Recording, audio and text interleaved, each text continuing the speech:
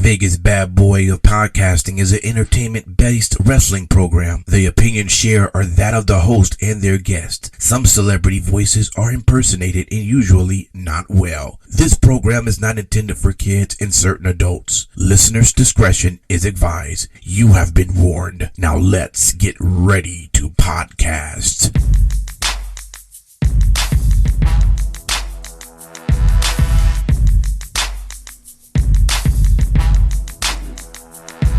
Hey. Welcome to another edition of Vegas Bad Boys of Podcasting. I am your host, DJ Impact, and I got the whole BadBoyz crew with me. Sin City Steve, how are you? It's me. It's Steve. All right. Simon Street. I don't know what the fuck to say after that. That was fucking brilliant. But I will say, little play fat. Hashtag play fat. Oh my God. King Lucky. I'm ready to stomp a mud hole in your ass and walk it dry. Oh, okay. All right. Damn, that sounded very country. And that's the bottom line because Stone Cold said so. Don't look me in my eyes and say shit like that, man. Matt Michaels, what's up? Summertime is starting to arise in beautiful Las Vegas. Mm-hmm. We're starting to get those days where, it's so hot that sometimes you don't even realize, like, you gotta kind of strip the clothes off when you go to bed. Yeah, you mean peel the clothes off? Yeah, exactly. Mm-hmm. Exactly, because you're like a banana at this point because everything's sticking to you. Mm-hmm. And sometimes you got your girl or a girl or a couple girls, True. Or a guy. Or a guy in the bed next to you. You kind of wake up in the morning. Mm-hmm. Basically, you ever get that hair in your mouth when you're licking an ass? Nah, but there's been a couple times I've eaten some peach fuzz and got some peach fuzz in return. So, yeah. I'm so confused, Matt Michaels. Everything okay? I was rocking with you till you said that other part, but we still there. Go ahead with it. Brother. Oh my God. Well, guys, we got a good... It's off the rails tonight, Hold on. It's off the fucking rails. Time out. All I heard when he was saying that, 5 o'clock in the morning, what you gonna do? Ass hair in my mouth, though. Oh my God. There is a reason why we have an E for explicit on iTunes. It's E for everybody who's not held down by censorship. That's right. Well, we got 3 good topics for you tonight, and we're going to go ahead and get to it right now. It's time. Vegas Bad Boys of Podcasting present 1, 2, 3. Count Talk. Count Talk, baby. Let's start with our first count for the night. 1. Rumors that several WWE stars have inquired about going to AEW. I mean, really? Is that really the case? Well, let's just kind of go over what was read. This report came out of WrestlingInc.com via the Wrestling Observer. Seems that Meltzer had noted that tons, and the word in the website said tons. I was like, that sounds like that's Meltzer reporting right there. Tons. What was the website? Tons. What was the website again? It's reported from WrestlingInc.com via the Wrestling Observer. That's what it makes So Meltzer noted that tons of people on WWE main roster and in NXT have inquired about going to AEW. Now, why? They put one of the reasons, the main reason, a lighter schedule. Okay, I guess Tony Khan has talked about wanting to make when things... you have one pay-per-view every 3 months, Right. I guess it is a lighter schedule. Right, to make things better for wrestlers, including more time off. Also, for NXT, it takes longer to get to the main roster, and it's harder to become a star in WWE because of how things are done. And for example, it said, well, Ricochet and EC3 are the 2 of the latest examples of wrestlers that were expected to get higher spots on the card and on the main roster, but have floundered. So guys, you believe this story? It's just tons of WWE stars looking to go to AEW because they need a lighter schedule and they want to become stars a lot quicker. Oh, go ahead, King. Yeah, I mean, go ahead. This is your type of question. All right, so I do believe. No. Time out. Time out. boy. You need to start like you always say. Rumor has it. Rumor has it. There you go. I like that. All right, what you got? The locker room is very toxic and backstage area is very toxic right now. Do I believe a lot of people want to leave? Probably not. But, all reports indicate that it's very toxic right now. Jesus Christ! I mean, you barely you've never even. I mean, you've been in an arena. I'll give you that. Absolutely. Yes. You've seen a wrestling ring. Yes. But I've actually been backstage too. Hey, hold on 1 second. I believe my king has been in the locker room on many occasions, and he has one-to-one sources on what's really happening. Go ahead, King. But anyway, since we're off the fucking rails tonight. Yeah. The allegedly, Right. Okay. Okay. Rumor has it. Okay. That the backstage is just so toxic right now. Displeasure with the writing, displeasure with spots, and yes, there are people like Ricochet, and I don't think it's.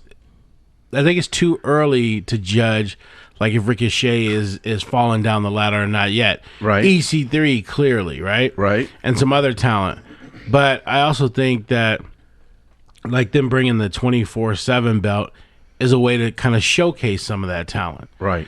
But I definitely think there are people that are looking to leave because they know they'll do better elsewhere. But I don't think it's tons of people. But not only that, it's that the main reason had to do with travel. And I'm confused because AEW right now isn't traveling. But AEW will run into a problem if they get a ton of talent that wants to sign. They are going to travel. They're going to travel for their weekly show. Right. So if that's the case, is that confirmed? Yes. Yes. It is. Yes. What's confirmed? That they're going to travel for the weekly show. Yeah. Really? Yes. They're not going to have a home base of operations. Right. Dumbest fucking thing I've heard. I agree with you on that point. Yes, they should have a home base for a while, and then as you continue to expand. But based off of what?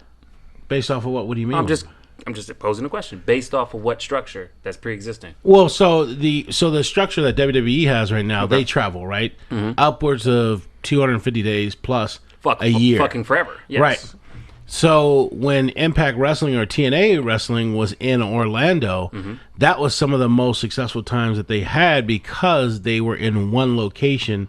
Your overall cost for doing business is down, right? So you can focus more on talent, production. You've got an arena that is pretty much set up for you. So that's the reason why I think it would have been better if they didn't travel. But this is where they're at. So they are going to travel. I probably misunderstood what you're saying. When you said home base, I was thinking of kind of like we look at Connecticut for WWE. No. I thought you were talking about home office. So you're just talking about the aspect of the show, just traveling. Okay, Right. Well, then in that case, I would agree with you because especially in TNA's case, I mean that was when it would allow them to be able to have better showcase of talent. You were able to kind of control a little bit more because you were just, I think we were at the Universal Studios when they first started. Universal Studios. So they were able to do that in one location. I see what you're saying. Yeah, because when you do travel, let's just be honest, if you ain't got the bank for it, you're going to get stretched out. Whoa, but they have the bank for They it. do. That's what I was going to get to, Michael. There's no doubt. But I can see why they're traveling. They're traveling now because you have the interest. I get That's what I was that. going to say. But wouldn't it be more smart to do it Smarter. smarter to do it in a smaller arena that is set for taping to make the demand of tickets that much harder to get? Yeah, that's actually a good point. What would you suggest? I would suggest that Steve would say something. So if just going off of that mentality, why wouldn't they play an arena that holds 2,000, if that? And Because, I think this is the same thing that I think TNA ran into. And that is, to them, the production minds, it looks small. Mm-hmm. And I think that's the problem. And even if you travel small and it looks small, then why not just have a home base that is small? Yeah. so I am going to have the contrarian opinion. Okay. I think it's actually a very good thing. And the reason why is the TNA example that everybody is citing. So when TNA was running their shows in Universal Studios, you had a crowd consistently that was in the impact zone that were just waiting for a ride on the fucking roller coaster. They didn't give a shit. Right. So Some of them were really drunk. right. I remember that. So keep in mind, I mean, you're going to have, yes, you will have your ardent fans. You will have a small cluster. However, most of the people in attendance couldn't give 2 drops of piss about what's going on in the ring. Mm-hmm. So what does that get you? That gets you an uninterested crowd so that it doesn't translate well to TV. Mm.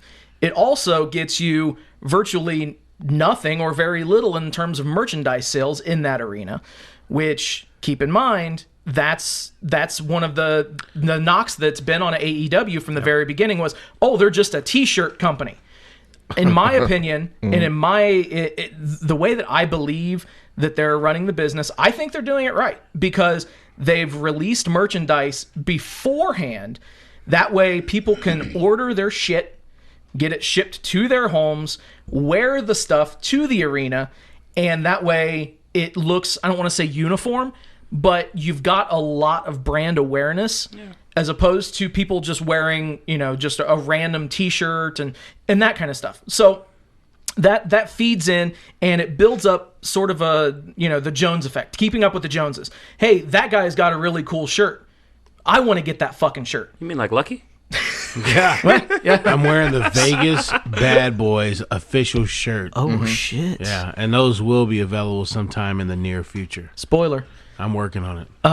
But so going back to that, to share some real life example, I purchased a Mox shirt at StarCast the day after Double or Nothing.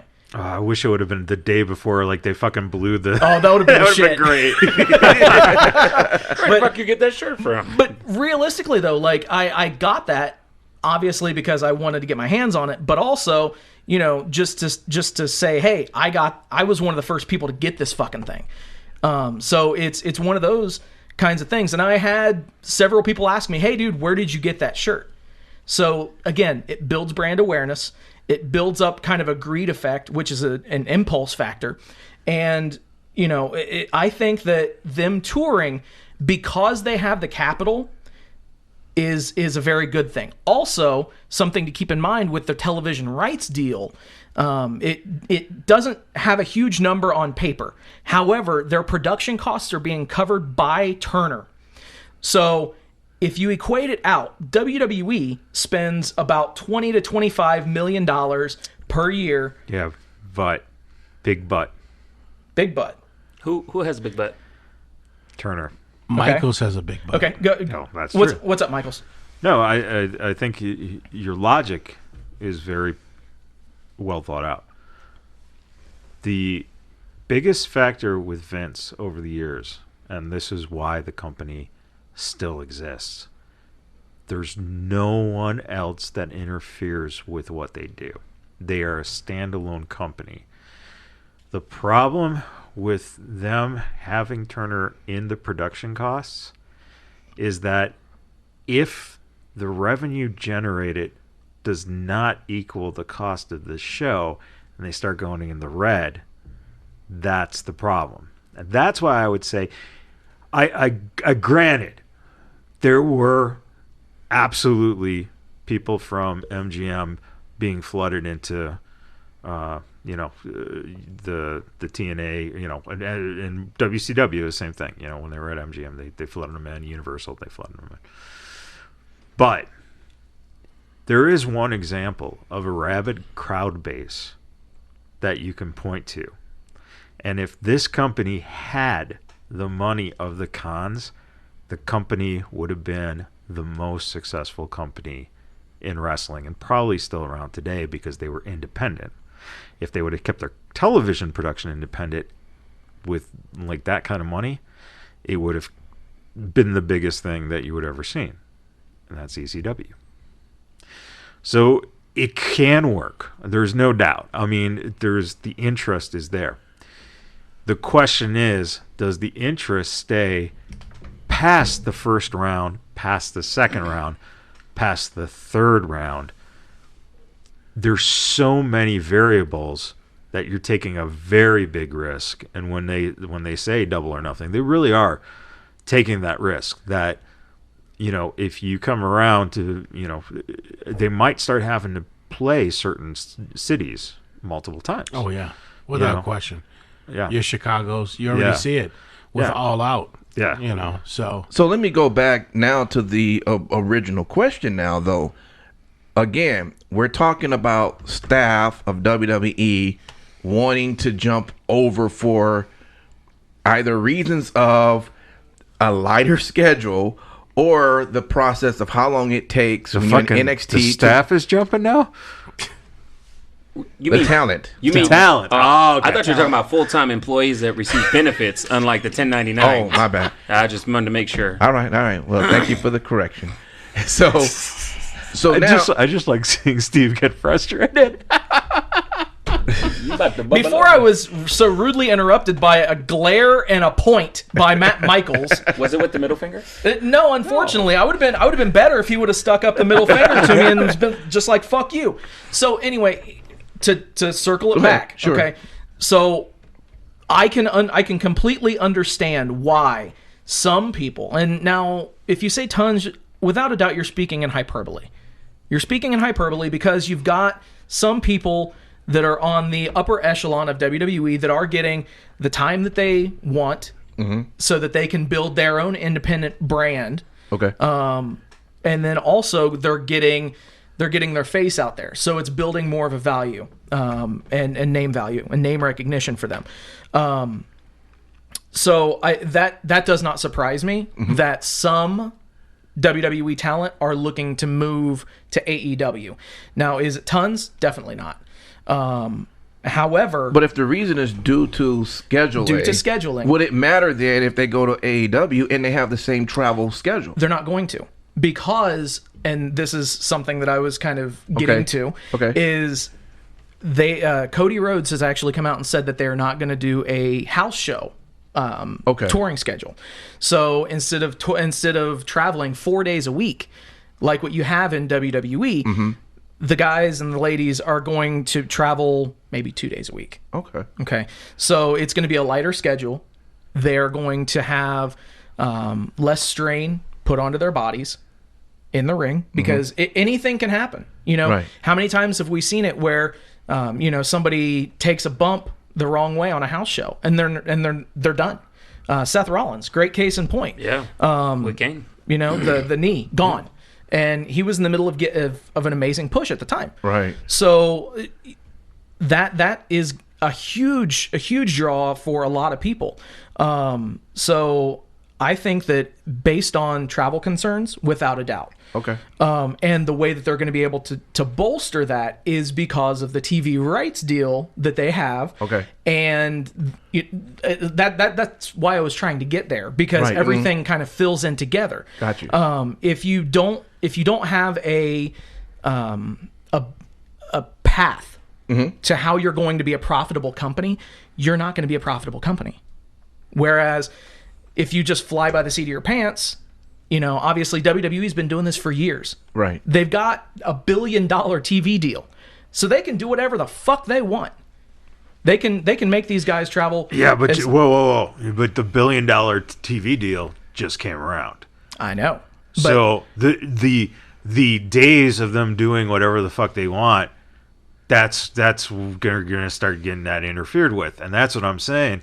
That's all I'm saying is the argument here is the fact that if Turner gets involved, at that point, that's when bad things start happening. And the same thing with Fox. Fox gets involved. I will say this: as far as the backstage component to the production team for AEW, they did sign Keith Mitchell, who was with Impact Wrestling in a production capacity, and also you've got Kevin Sullivan, not the Taskmaster Kevin Sullivan, but so you've got guys the guy who killed Benoit. Oh shit! Hey, we're gonna talk about conspiracy theory later, okay? But in all seriousness, like I think that it's two very, very different paths, and I think that both can be successful. And at the end of the day, we will see what shakes out in the end. Gotcha. Simon Street. I just love to say, it is a pleasure to see, Sin City Steve get so animated and passionate, and I'm right next to him is really something to just kind of see. With that, me personally, I give 2 shits in a bucket of fuck no. Reason why I say is because it's great. Because the one thing that I always look at is when you have more options, there's an opportunity for someone who would never get an opportunity. Mm-hmm. So whoever the fuck it is, gonna fill in yes, you know what? You don't want to fucking travel? Don't fucking travel. Go to AEW. That's great. Make your life better the way you feel you need to. But the good thing is that's now going to open up a slot possibly on WWE. And the one thing everybody fucking bitches and complains about more than any fucking thing is, talent never gets a chance. Well, if 4 fucking people move to AEW, maybe fucking EC3 won't look like the only fucking man in a fucking baby shower at a fucking picnic for Memorial Day. Actually get some ring time. So yeah, I'm pleasantly fucked happy pink. Next. King Lucky, anything? I'm wondering, of all this talent that's ready to jump, how many of them will regret those life experiences that they've had on the road in the different places that they've traveled? And not only that, and we've just talked about that one aspect of a lighter travel. The other reason that was giving was because with NXT, it takes longer to get to the main roster and it's harder to become a star. Velveteen Dream, would you like to kind of keep him in NXT? Yes, I want to keep him there, 100%. Right. Do not move needs him to up. stay. Right. They will shit in his mouth. That's what I'm saying. They will shit in his mouth and fucking bury him to fucking Australia. Well, see, and that's what I'm saying. So leave him in NXT where he's the king. So I will tell you, it's from the head of the snake. It's Vince. Anybody that goes from NXT to the main roster, they get buried. Yeah. There's some very rare occasions where that person will make it through, but overall, once Vince has transitioned out of the company and he's focused on other things, maybe XFL. Time out. He's never going to transition out of the company. The only thing he's going to transition to is death. That's the only way he transitions out of his own fucking company. I don't think. Do you guys not realize this? There's going to come a point. XFL's going to make his dick move somewhere else? There's a point where he will not be able to be there day to day. And yes, the XFL will probably be that point. But I think he is the reason. And so when Triple H takes over, right, then that's when I'd like to see that shift with them. So if you're Velveteen Dream or you're Adam Cole, do you just say, look, I just want to stay here. I don't want to go move up now the WWE. Just keep me here. I don't think you can say it, but that'd be in your wish list, right? Interesting. You don't want to say, hey, I don't want to move up because let's say that opportunity never comes around again. Yeah. So I wouldn't say it, but that'd be in my wish list. Can I say something sacrilegious? Why does everybody seem to have this fucking foggiest idea that XFL is going to fucking launch this time? Has anybody really fucking talked about it? Like, it's really going to fucking happen? Yeah, it's really going to be $1 million? I get it. A lot of people don't fucking like the NFL. I get it. It's a shitty-ass fucking product, most people will say. Okay, but is XFL really going to be this big, brilliant brainchild that Vince McMahon is going to say, ha ha, the second time is always better? Well, if you look at AEW, there's a platform for that. But AEW is a whole different ball. We're talking about a first failed attempt, second time around, XFL, and you have the opportunity to actually do better than the first time you launched. That's a lot of fucking pressure. There's also a shift in the climate too with the way people that view the NFL. So I think that's why you have created this market now where you can be successful. Okay, so let's call a spade a spade. So so the minute one of the XFL guys, maybe I'm hearing stories of Donovan Consu, whatever the fuck his name is, he's possibly going. If not, he's already going. I don't know. Let's just say he don't want to kneel for the national anthem. What's that XFL gonna do? Oh, I fucking said it. It's already written in the language. Well, no. I don't need a fucking language. I need a contract. Okay, yeah. Contract. So then he's gone. Yeah, it's written in the language of the contract. So has that been something present in the media? Yeah, it was announced. When was it announced? I don't know. I don't keep XFL. It was announced. That will not take place. That will not take place. Yeah. So that's when enough. You sign up for the contract to play in the XFL. This is what you're signing up for. So just off of that alone will garner you success. Yeah. Are they bringing back lap dances? Because that made me go to my first XFL game when it was here in Vegas. Yeah. A lap dance at a football game, it was like heaven. I'm down. So obviously, Vince cashed in about $272 million worth of WWE stock about a week ago or so. So he is looking at this as a long-term investment. The number that's been batted around is 3 years. So I legitimately think that, and with the amount of capital that Vince has shifted from WWE to Alpha Entertainment, that the XFL, barring any major catastrophe, will be around for at least one full season. Realistically, 3 is what they're shooting for, and then at that point, then they can explore TV rights deals, no matter where it is. So that's definitely something that's optimistic, and everyone at this table should want the XFL to prosper. Every single person, because that. Please enlighten me, because I'm a Saints fan all day. I give 2 shits by XFL. I'm a Steelers fan. Now, if there's lap dances, I'll give a little shit. Some money. So here's the thing: you literally just a couple of minutes ago said that you want Vince to have his focus taken off of the in-ring WWE product, correct? Yeah, that's what I want, but that's not what realistically is going to happen. Isn't it more likely to happen if the XFL takes off and is a success? I mean, I would love to. I mean, there's also a chance that I could fucking put in for once in my life $25 into a fucking casino machine and win mega bucks. But I'm not going to bet my whole fucking life savings on it. Well, if $25 is your whole life savings, well, at this fucking point, I'm scrubbing together 2 fucking pennies to pay rent. All right, John, we're gonna go into our second. But I see your point. We're gonna go into our second ring count story. Vince Russo, where that guy been?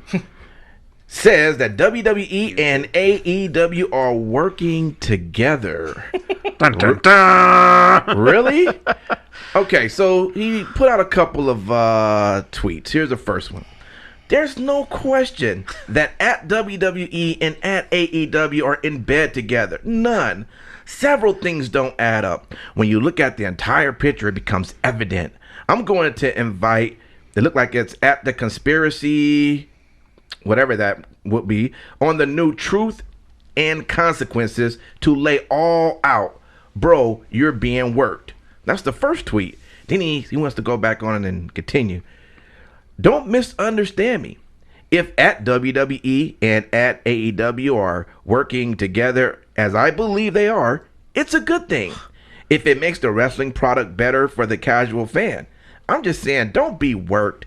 This has happened once before with ECW, WWE. History tends to repeat itself. Guys, really? Sin City.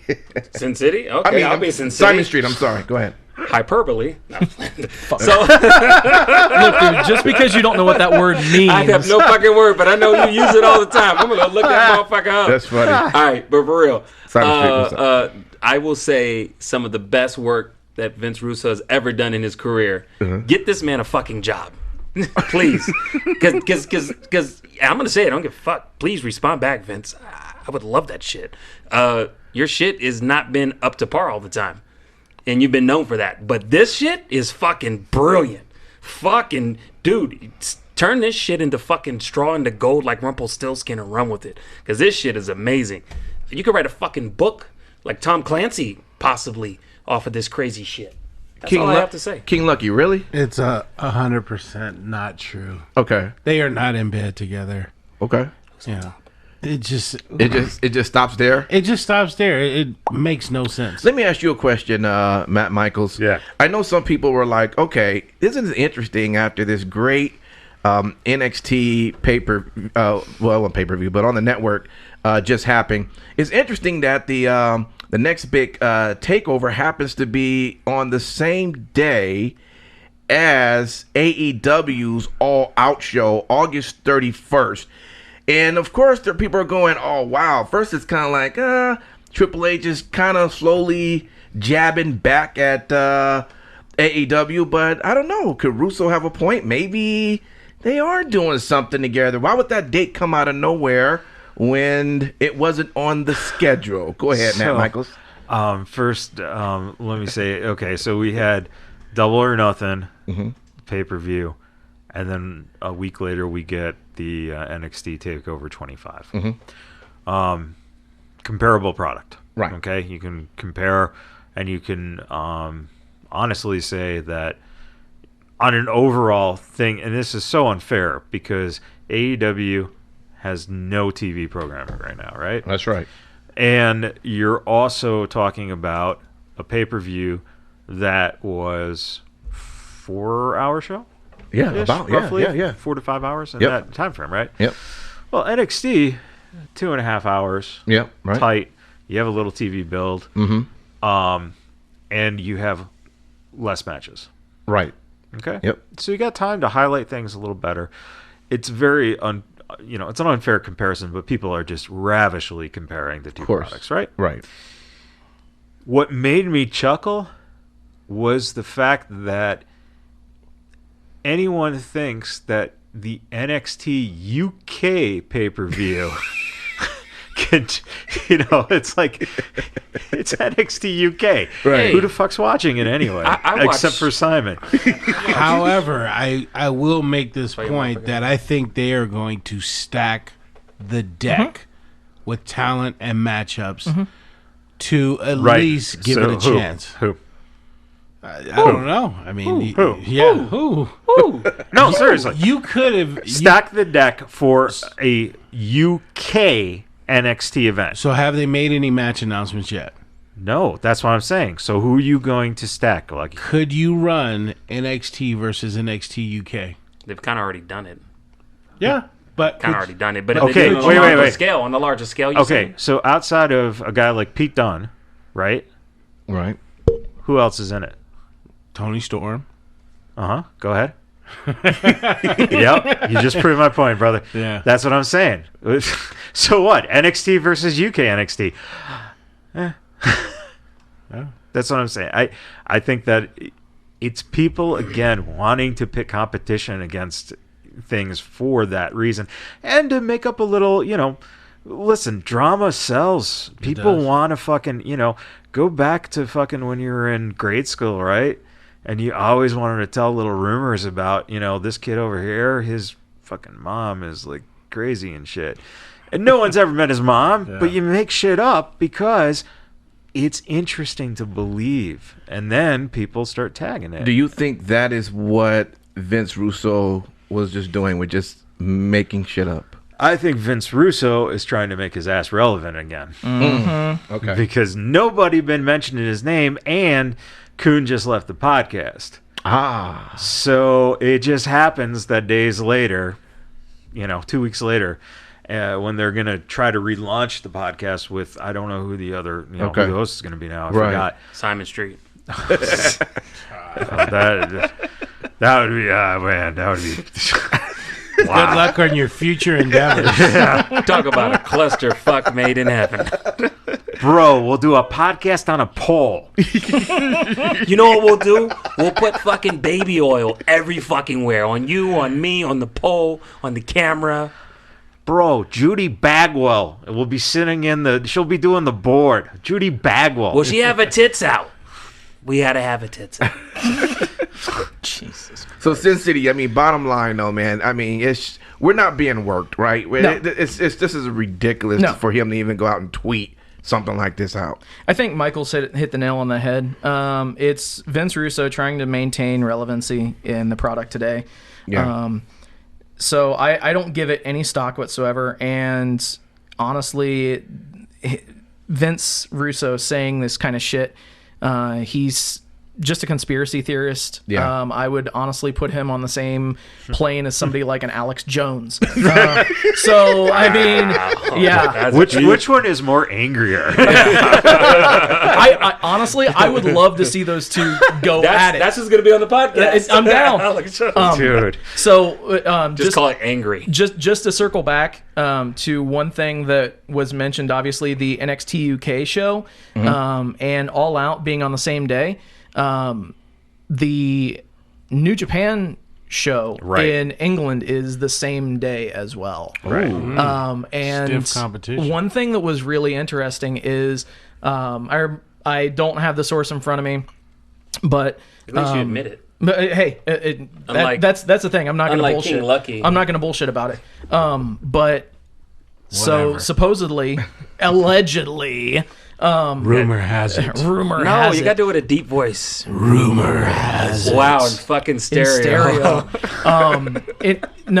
So the preliminary reports for ticket sales that WWE obtained for New Japan's King's Quest show report that they had about 2,000 tickets sold for the event, and that's it. 2,000. That ain't shit. No, Right. it's like a good start. However, That's an AEW television taping right there. basically, Oh, Seriously. geez. yeah. No, No, like, that's a good thing. yeah. For that, For but for a brand pay-per-view. new Yeah. for a brand new company, I mean, you know, For a pay-per-view. let's yeah. be real. So, however, the actual ticket estimate, the actual ticket estimate that's been sold now is closer to 9,000. So, huge oversight on WWE's part, playing a show in the UK. Granted, the WWE show is going to be in Wales, but still, it's in the UK. Right. On the same day as New Japan's show. And then obviously after WWE has made these plans and things like that, it just turns into a perfect storm of holy fucking shit when All Out is announced for the same exact day. Right. So I have no idea what in the hell I'm going to be watching first priority that day. But isn't it going to be awesome? It's gonna be amazing. To just have all those options in your torn to have to figure out how the fuck you're going to Well, do for it. starters, I don't think they all are running at the They're same time. not running at the It's same all time. That's what I was separate. going to say. Yeah. That's the great thing is obviously you've got two shows from the UK. Yeah. So they're going to run at what? Like Fucking 3 in the morning. noon here maybe. So so we're going to be able to have those shows early in the day, and then we'll have All Out later in the evening. So It's a great time So it's to be a like wrestling fan. WrestleMania. It'll be WrestleMania mania. but not as drug out. Be fresher. Correct. Be like new pie or- new or- pie, fresh pie, Fresh pie, or if you're Matt Michaels, more fresh. mo fresh, Fresh. All right. Well, Mo let's get fresh. to our last mo fresh. count for tonight. Let's do it. 3, All right, so as we know, this is the month of June, and it's Pride Month celebrated by LGBT community. And despite one's thoughts and beliefs, is there ever a time in pro wrestling to use inappropriate, questionable, or homophobic rhetoric in any capacity? Now, this story is coming out of WrestlingInc.com, and apparently, y'all's boy, Jim Cornette, Oh no, my boy. on the Jim Cornette Experience, was reviewing the AEW Double or Nothing, and he had this to say. Then here comes Sonny Kiss, who apparently got off his day job at the drag show at the fucking Tropicana. Woo! They're not explaining any of this shit. The transvestite or the exotico, as they would say in AAA. Wow. No, wow is your fucking cornet fucking accent you had. But seriously, though. Felt like I it was mean, right here. Seriously, I mean, what do you think about that type of language that's coming out? Especially, you know, I mean, there's never any time that's an okay time to even say anything like that. I request to go last. Okay. To answer the question Sure. in as concise terms as possible, fuck no, there is never a time to use that kind of language. And Period. And probably, I would assume, I would assume maybe Cornette was even. I mean, could you assume maybe he didn't think he was shooting that hard? You know, he thought maybe he had a legit reason, and I say that because he goes, they're not explaining any of this. So apparently, I guess when Sonny was supposed to come out, maybe Jim Ross or one of the other announcers should have given some explanation of Sonny or something like that. I mean, is he? Go ahead. And Ross, Steve, you saw? Did you watch the playback? Yeah. Ross didn't call the battle royal, right? Right. Okay. So you were also relying on two guys who were new. Okay. Yeah. So, I mean, realistically, there is never a time to use that kind of demeaning language. The bottom line is this. You have to consider your source when it comes to Jim Cornette. Here's a guy who, and yes, I'm going to bury Jim Cornette. Sorry if you're listening, Jim.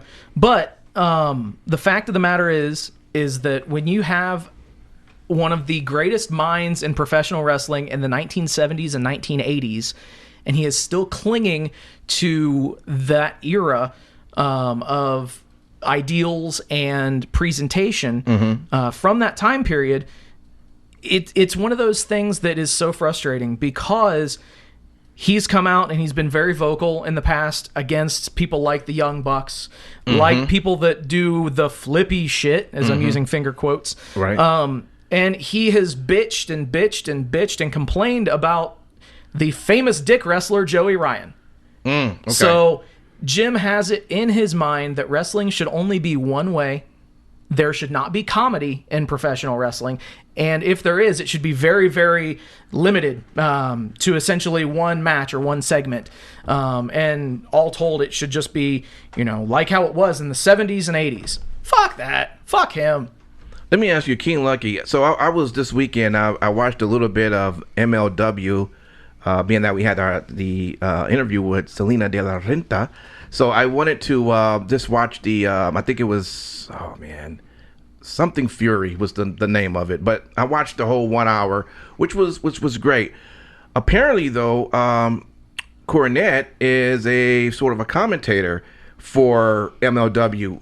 Does this affect their brand in any way when you have someone come out? I mean, MLW is still growing and they're doing well. What stance do they take on this, if any? I think overall, in the time that we're in now, right? Most people are more sensitive to inclusion, right? And so if you have somebody that comes out and takes this broad stance against inclusion, sure, then it's not going to hurt the brand of MLW. It may alienate some of the fans, right, that are enjoying that part of the product, or just overall that have friends or whatever.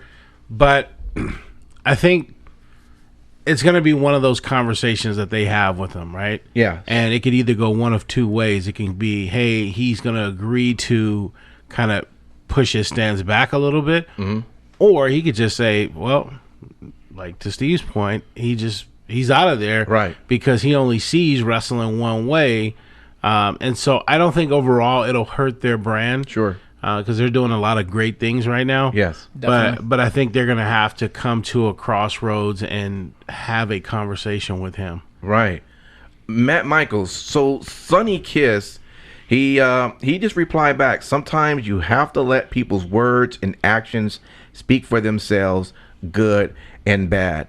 Is that a good enough response, or should he have went more? Should he have come out angry? How should, was that just a perfect way to respond to someone like Jim Cornette? Well, I think the hardest thing is that's getting into Sonny's head. So, I mean, his reply, I think, speaks for itself because that is his words. So, sure, definitely. So I think that's appropriate. Okay.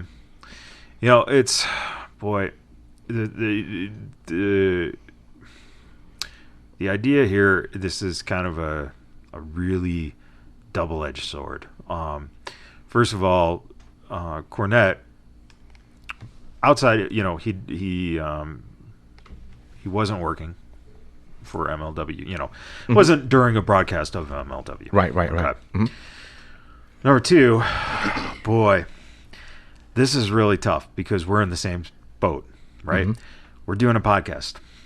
So now the bad thing is that, listen, we don't want to alienate.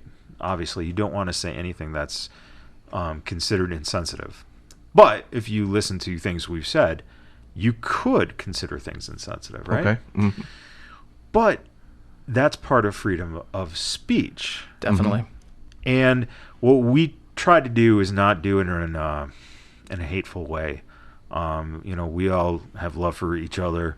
Our stuff is aimed at, each other. I'll be the first to say that, I've been, since I was in high school and I understood sexuality, right? As a little kid, really, it doesn't matter. There were gay people around because I was in theater. Mm-hmm. Basically. But I didn't know. You don't know any better. But you get raised in accepting people for who they are and not what their choices are in their lifestyles. And I think that can come down to you can meet the nicest dude in the world, but at work he might just be a real dick. Outside of work, though, he's a nice person. So you can't judge people on the what they are, what they're born into. And you got to be accepting of that. Yeah. You also have to understand, I think, generational. I think you're absolutely right in bringing up the fact that here's a man who is stuck in that mindset of the 70s and 80s, where it didn't come off as, I think he was trying to be funny, but he was doing it directed at Sonny Kiss. You know what I'm saying? Okay. So, it's hard because, our banter between ourselves, it's us. We know each other. We love each other. Right. We're not directing it towards someone that we don't know, that we're just judging a person from their appearance, from a character, from their lifestyle. That's, I think, what really gets me, it's out of tune. It's just out of touch. And, I hope that people do realize, and this is probably the best thing about hopefully living in a country that understands that, listen, things are going to be said, and the best thing to do is, if you don't believe that was right or don't believe in it, don't support it. And that's that's my feeling. Don't support it. Yeah. And I just don't think that someone like Cornette, it's an old man who's out of touch, and it shows. And that's like, to me, it's like when Michael Richards went on stage and he used the N-word. Mm-hmm. It was a guy who was at that point, 60 something, in his 60s, early 60s, he just out of touch. Right. Mm-hmm. Just not the thing to do, and didn't think about it, and thought he was being, funny or whatever, and it was a stupid thing to do. And Cornette, dumb thing. And he's out. He's out of touch, out of date. Can he still contribute things? Can people learn stuff from him? Probably, and they could probably learn from this as well. Yeah. So, yeah. The only thing that I'm going to add on at the end of that is, without a doubt, Jim Cornette is within his First Amendment right to say all of that stuff. Mm-hmm. He is, because of the First Amendment, and it's guaranteed. However, the blowback and the response, that is not protected. Yeah. So, meaning he's not protected from the ramifications of that speech. Right, I got you. So, it's... And that's a great point, because none of us are. Correct, 100%. And, I mean, even if you're listening to, things that we say, we're not immune to it either. Right. Blowback is blowback. And when you say something, you got to, you have to take ownership of it. Right. And that's the interesting thing. Will he take ownership of it, or is this one of those things where it's going to cycle out? Definitely. And one more thing, if, obviously I just said fuck that and fuck him earlier. I to be totally real with you guys, if he comes back on his podcast and he apologizes for the rhetoric and the words that he used, Yes. then without a doubt, I will apologize for what I just said about Jim Cornette. Yeah. Because it was a very insensitive remark, and it's the latest in a long series of insensitive remarks, maybe not necessarily focused on someone's sexuality or their identity, but in general. Right. So if he takes ownership of it, and if he apologizes and he admits that he was wrong for what he said, you're goddamn right. I'll admit that I was wrong and that I apologize for what I said. Simon Street, I'm going to give you the last words for this topic. Appreciate you letting me go last. My background is I grew up in Louisiana. Mm-hmm. So if you grew up in Mississippi, Louisiana, maybe some parts of Texas, but mostly Louisiana, Mississippi, you pretty much ground zero of really experiencing racism and bigotry. And if you're smart, which a lot of people do, and you're exposed to it enough, you can tell the difference between what's just blatant racism to cause intent of hurt of one's character, demean them, do whatever you can just so that you can just make them feel inferior. Right. And then you have people who are just freaking ignorant. And they just say shit, whether they're trying to be funny or not. And, I'll take a couple points that Michaels and Sin City Steve said. We are definitely not immune. Nobody's immune. You could be in your own office place and say something that can be thrown out of context, because we do live in a country where perspective is free to use it anyway. I mean, you could say that, call someone a mark and they take offense to it, but that's the person's perspective. Do you see what I'm saying? Although a mark is a normal thing to call somebody. Do you see what I'm saying? The point I'm trying to get to is Jim Cornette. When I first heard that, I ain't worried about Jim Cornette. I ain't worried about him. Really. He is out of touch. He is old, yeah. But at the same time, we need to start facing the facts of what it is to be accountable. What we say should be treated as a loaded gun. If you have a loaded gun lying around your house, what are you more prone to do? If you're smart, you'll probably make sure you lock it up so that it doesn't, if you have children, they don't get a hold of it. You probably don't want to take it to work, right? No. You probably don't want to take it in the grocery store, although some people do that shit. Yeah. You see what I'm saying? Yeah. You got to treat it and know that there are consequences. Now, I'll be honest with you. I'm a different shade of color of black, but I'm going to be real with you. I'm not going to go walk in certain neighborhoods with a gun, walking around, even though I have a concealed weapons permit. Right. Because what's prone to happen? Someone's perspective may think the worst. Right. And they're entitled to think that. Do you see what I'm saying? Yeah. But why place myself in that situation? I then have to face the facts and try to be accountable. On this podcast, I am known for saying some wild ass shit. But let me tell you right now, I am never ever going to be too afraid to always be accountable.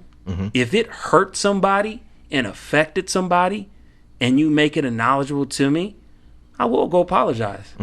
Because at the end of the day, it's the responsibility of not only to yourself, but to others. Yeah. And that's part of the job. We talk about wrestling all the time. You get bumped, bruised, and beat up, broken bones. That's part of the business. Right. If you're in entertainment, part of the business is you may have your shit thrown out of context. You got to be prepared to it. You have to. Yeah. And so just like Sin City Steve was saying, if he goes on his podcast and he says he apologizes, great. Yeah. Hopefully he learns a lesson. But I will tell you with regards to, it being Pride Month, is the LGBTQ community has come a long way in a short amount of time. It was only probably less than 7 years where people were still getting jumped and beat up. We're still getting small trickles. Thank goodness it's not as big as it was in the 70s, 80s. Right. Of people within that community who are getting beat up and fatally killed because of who they are. Can I share something? No, go ahead. I'm glad you brought that up. I think it was about 2011 now, so it's somewhere around about 6-7 years ago. A friend from high school, who was at that point in his 30s, was at a party in Indiana. And he was there with a friend, and it was kind of like a house party type setting. And they were in the house. He had been openly gay since he was in high school, and flamboyantly gay as well. All right, and he was a wonderful, wonderful person. Well, this person who I believe he was the person who was the owner of the house, or the person throwing the party, or something like that. He had said something to the extent of, "What are you looking at?" Kind of, you know that feeling of like something bad is about to happen. So they went to leave, and this guy, basically walked out after them, kept harassing, and then proceeded to start beating this friend of ours. I mean, horribly. Just beating him. Because he was gay. And because he was at this party, and because this guy probably had, drinks, and probably thought that this gay man was looking at him. And the friend of my friend's, he went to get help, which, is unfortunate, because that's your only ally, and he's leaving the scene. Right. The other people in the party, no one did anything. Basically just let this happen. Yeah. And, the guy was essentially beaten to death in the front yard of a house in Indiana because of his sexuality, without doing anything to provoke it. Right. And that would, be along the lines of what you're saying, when you are in a situation that people, it's not like you went into this party expecting anything else but to go to a party. And I think that's the thing here. When you're looking at, and Cornette tweeted it, I believe. No, that was part of his. It was part of the podcast, right? Yeah. So okay, so that's the thing. When you're, now you're talking about a show that's entertainment, and here he's using the podcast forum to then, use that as essentially that whipping point, that beating point, something that he thinks is funny, or I think it comes down to one thing. This is the same thing I think about my friend getting killed, is that I think, in all honesty, there just are people who don't understand what the culture is. And I think it's fear. Well, there's fear. Well, and that's what I was going to get to. I'm glad you kind of interjected, because it really kind of helped provide the context of what I'll close it out with, make it short. It's our responsibility to be accountable. It is also our responsibility to educate ourselves.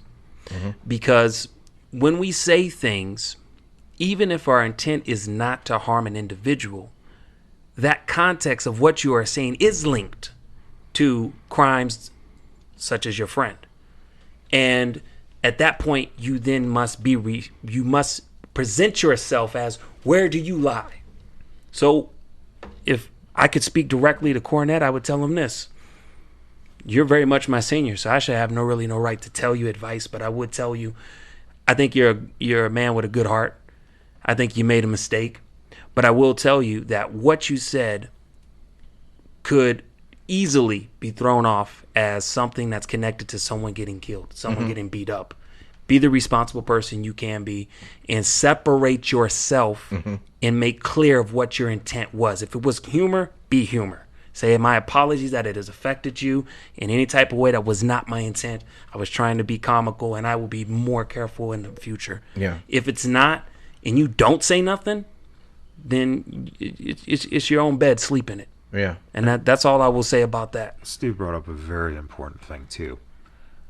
This happened to be this context of what was said, but there was a pattern over X amount of time of things that have been said by Cornette. And, True. And so when you take everything, that bigger context of, you know, this, it's more so that there is a deeper issue than just maybe, you know, fear and misunderstanding of gay people or, you know, the LGBT community or something like that. It extends to, you know, every other step, every other thing. It's like a building brick of finally. So would you say that he's launched a campaign secretly this whole time, primarily against the LGBT community? The reason why I'm saying No. When you have a pattern of doing something. So my question is, I'm what's saying the that's what I'm intent? saying. No. Yeah. It wasn't. Like the past remarks weren't LGBT. Okay. I just wanted to related. make sure. Yeah, I was like, man, I didn't hear. What about I'm that. saying Okay. is there's Gotcha. a wider bucket Gotcha. of, you know, Controversial it's not. thing. Yeah, it's not just we're just saying one thing and making that a pattern against one person. I see what you're saying. We have a whole blanket of issues. Yes. Oh yeah. Yeah. Which means it's more complex Yeah. even than, because it's even, you know, if you say certain things about, you know, race or sexuality or religion and you kind of, you know, keep it in one direction, then you are misguided, you're bigoted towards. But if you start branching out, Well, yeah, and you expose yourself. Yeah, You expose yourself. I exactly. mean, just the other day I was talking to somebody and we were talking about something, and I'd mentioned Caitlyn Jenner. I said, yeah, you know, Caitlyn Jenner. I mean, she has a very beautiful girlfriend, and the person was like, she? You mean is a he? I said, no, she's a she. yeah, That's the way that I refer to her as. Caitlyn Jenner is a she. It just is what it is. Right. And it's like, wow, I never really thought about that. But yeah, that's Yeah. really cool. And I wasn't doing it to be cool, because I notice there's a lot of people on social media, and this is the thing that irritates me, but I won't go in too deep of it. There's a lot of people that like to play promote or play like, oh, I'm for the LGBT community. But when it comes down to it, are you going to be somebody at that party that Michaels was mentioning that's going to stand up and say, this is wrong, stop? If you're in the grocery store and you see somebody, whether it has anything to do with the LGBT community or it has to do because of a race issue or has to do because of political party affiliate, wrong is wrong. Right. Right is right. Plain and simple. Yeah. There's a lot of goddamn spectators bluffing and acting like they represent shit on social media, but I see a lot of people not standing up like warriors. And I've always been a street warrior. I don't sit down for that bullshit. Yeah. And I challenge everybody right now. It's Pride Month. Do something other than show support on social media. I'm not condemning anybody. If that's all you can do, that's all you do. But go out there, and if you don't have knowledge of the LGBT community, expose yourself.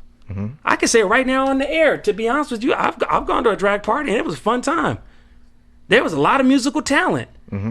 The performers that came up there and they were singing, it was cool. Yeah. drag. I didn't drag, feel. but drag party. I mean, I've dressed in drag. But the You point know, I'm it's trying to fun. make You know, is you I wanted to know embrace. more. I wanted to know Exactly. and get over the fear, because when I was growing up, there was fear that people tried to put on me about it. But it wasn't until I exposed myself, and yes, I was theater too, so yeah, we get a little exposed quicker than most people. But there's nothing to fear, because at the end of the day, everybody's kind of stupid sometimes. It's your sexuality.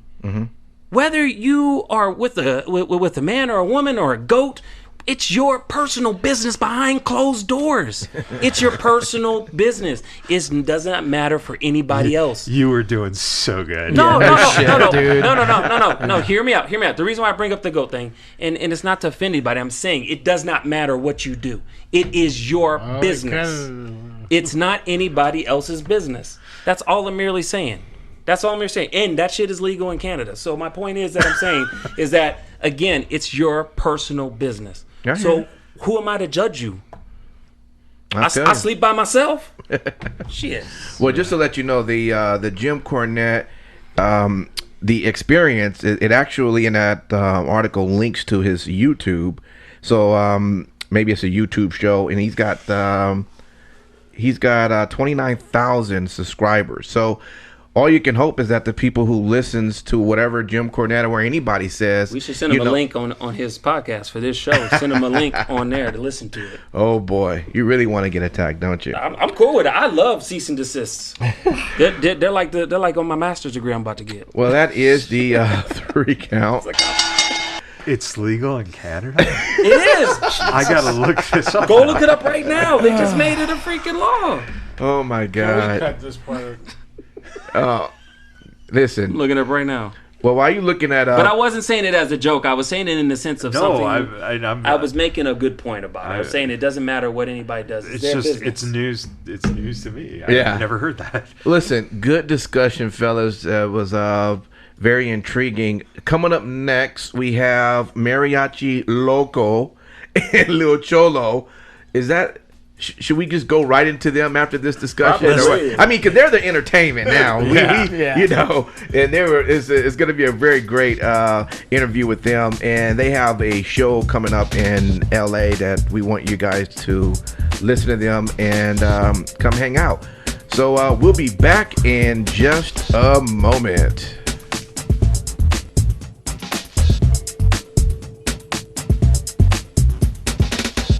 What's up, everybody? It's your boy Simon Street with the Vegas BadBoyz of Podcasting.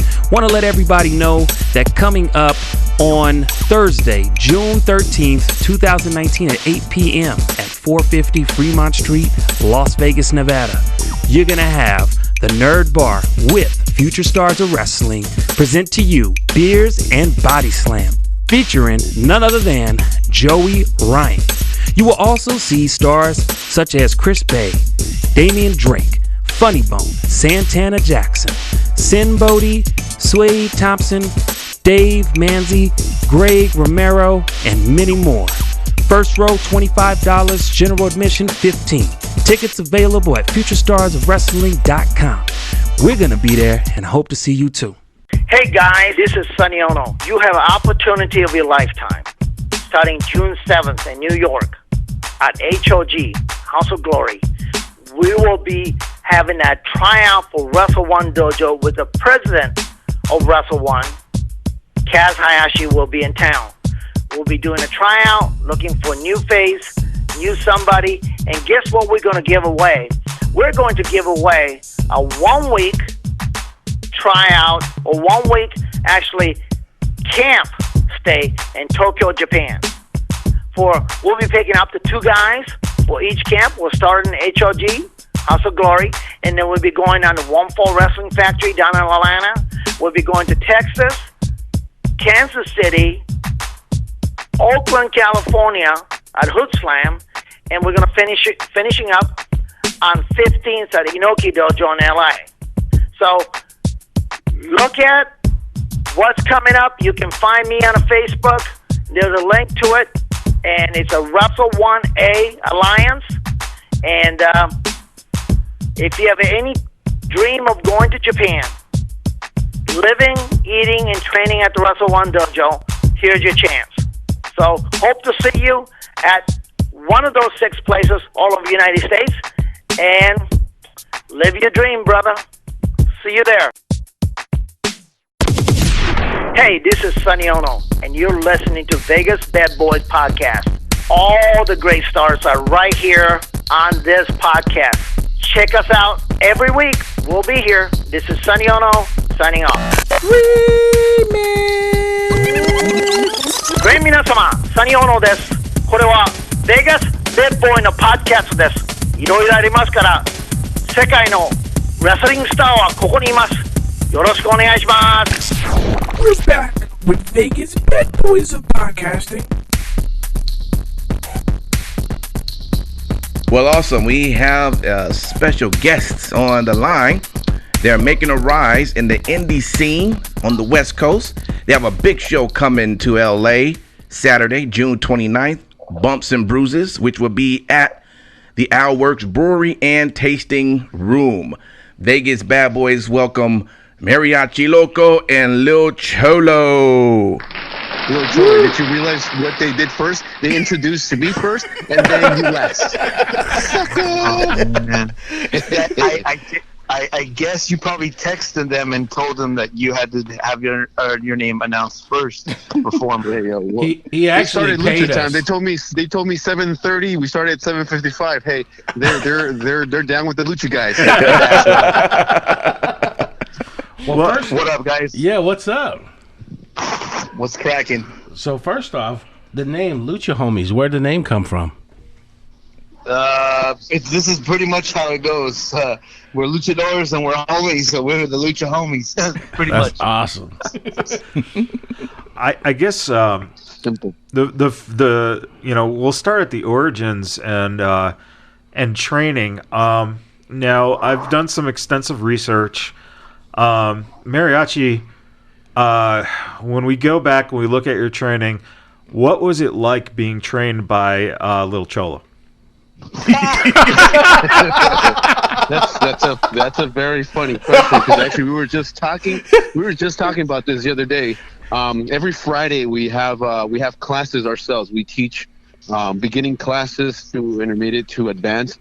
And we were talking to our beginning classes that how hard it was for me to actually start training with Lil Cholo. Lil Cholo kicked my ass. And when I'm saying kicked my ass, he went really old school on me, where I didn't go inside that ring until maybe a month before I actually could do anything in there. I was doing repetitive stuff, and really I was getting my ass kicked, dude. Burpees, push-ups, squat stand. Dude, it was horrible. It was the worst month I've ever experienced. But again, I got to do this. But no, dude, it was really, really, really tough. And I hit Cholo for that. Have you guys heard of Hell Week for football? Yeah. Oh yeah. Well, I gave him Hell Month. Oh, Brutal. wow. Hey, that's No, I'm not kidding. Look, there was I was sore in muscles that I've never thought I had muscles in. It was the weirdest thing, dude. I had my arms were bruised. My back was just red from hitting the rope so much. My legs were killing me. It was the worst.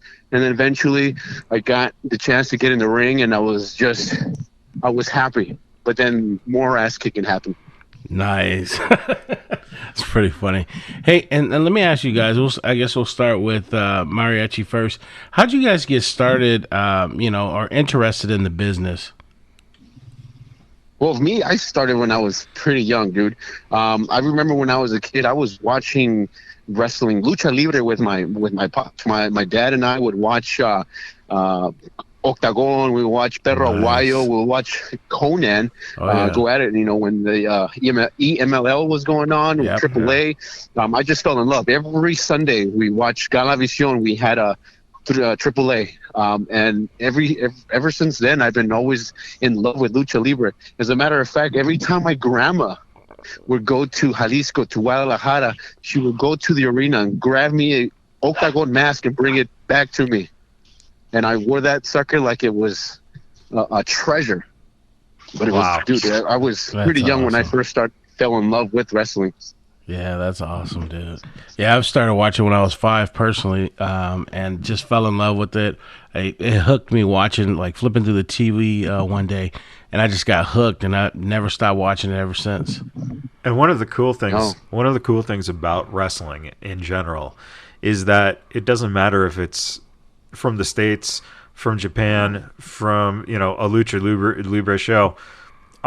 If you're a wrestling fan, you'll just watch it because it's so visual, and you can tell the stories that are being told without even having to understand the commentary because you can see the actual stories. Exactly. So we got the one background. What about the second background? Cholo. Cholo. Yeah. Yeah, it was pretty much the same thing. I guess I was, looking for some Saturday morning cartoon, pretty much just flipping through the channels, and the first thing I do was seeing these two big guys tossing each other around. And I was like, what the fuck is that? and then just pretty much, the one that hooked me, when I was a kid was Hogan. And, Okay, yeah. He was just, larger than life, and ever since that Saturday morning, I counted the days till the next Saturday morning so I can hopefully catch it at that time. And it came on, and Hogan was on there again, and it just hooked me. That just got me. And that's pretty much it. I was just looking for cartoons, but the next thing you know, Hogan pops up there, and then my love for wrestling came about. Did either of you guys try to emulate any kind of wrestling at a young age, or? Oh yeah, you get those mattresses and you put it in your garage and start bumping around with your little brother. Shit, I think I hurt my brother too many times trying to do crazy ass moves. What did the parents think of this love of wrestling? Well, my parents, they're fine with it. They're okay. When I was a kid, again, I was doing those stupid stunts when I was in the backyard, grabbing trash can lids and just hitting ourselves with it. They hated the hell out of it. But now, I mean, I'm older, so they're fine with it. So it's, they have to now. Yeah. Right. So now you've matured so that they can proudly say, "Oh, before when he was a kid, it was a little misbehavior, but now, oh, that's just what he does for a living." Yeah, no, that's okay. Yeah. And Cholo, you have an idol in the business in Rey Mysterio, and you've got to face him. How was that? That was my ultimate bucket list dream. For everybody that knows me personally, they know that. He's my idol, just straight out. There's nobody else that that I've ever looked up to with so much respect, and being able to stand across the ring from him was I literally pinched myself. And I even told Joey Ryan, I told Ricky Reyes at the time that were my tag partners, I told them pinch me, because I don't believe this is really happening. Yeah, that's awesome. I punched Cholo. I didn't pinch him. You weren't in that match. Shut up. So, how long have you guys known each other now? I've known him for your whole wrestling career, so about 10 years? Oh, yeah. 10 years. September, what was it, March of 2008. Wow. When I first started training, I remember going into, which was they had a ring in the flea market, basically a swap meet. Yeah. The main guy that was supposed to be there wasn't there. He was actually touring in Japan. He just told me, just talk to little Cholo, give him the money, and we'll go from there. Little Cholo did not miss a beat, took my money, and said, get in the ring. As soon as I stepped in the ring, he told me to get out. Oh man, I didn't wipe my feet, so that was a big thing. Yeah. Yep. Etiquette, man. Yeah. We were at Starcast the past weekend, and there was a young guy came up to the table. He was there with his mom and his little brother, and kid was all of about 15, 16 years old. And he saw the Bumps and Bruises poster on their table. And he saw the pictures of you guys, and he's like, "Oh man, these guys, yeah, they're around the training that I do." And he goes literally from after school around the corner to train in professional wrestling. So what is it like for, you guys to already now, since we're talking, 10, 15 years into careers, now experience the fact that when you guys were kind of starting out, kids who were not even conceived at the time are now getting a chance to step into the ring and learn from you? Well, I'm 20 years in already. Yeah. So it was definitely a little weird, like when I was started, because I was still in junior high when I finally found the school that we that I found, which was WPW in Anaheim. Yeah. And it was just really weird. I'm going to junior high and then going to training after, and then coming to school the next day, and I got like bumps and bruises, literally, like all of them, so like that, and it's pretty cool that that there is schools that accept kids that young. Even with me, throughout the years, I've been able to teach kids as little as 9 years old that have been wanting to train, and it's pretty cool. I feel like if the parents are okay with it, why not? Start them off young and get them used to the business so they can get their feet wet.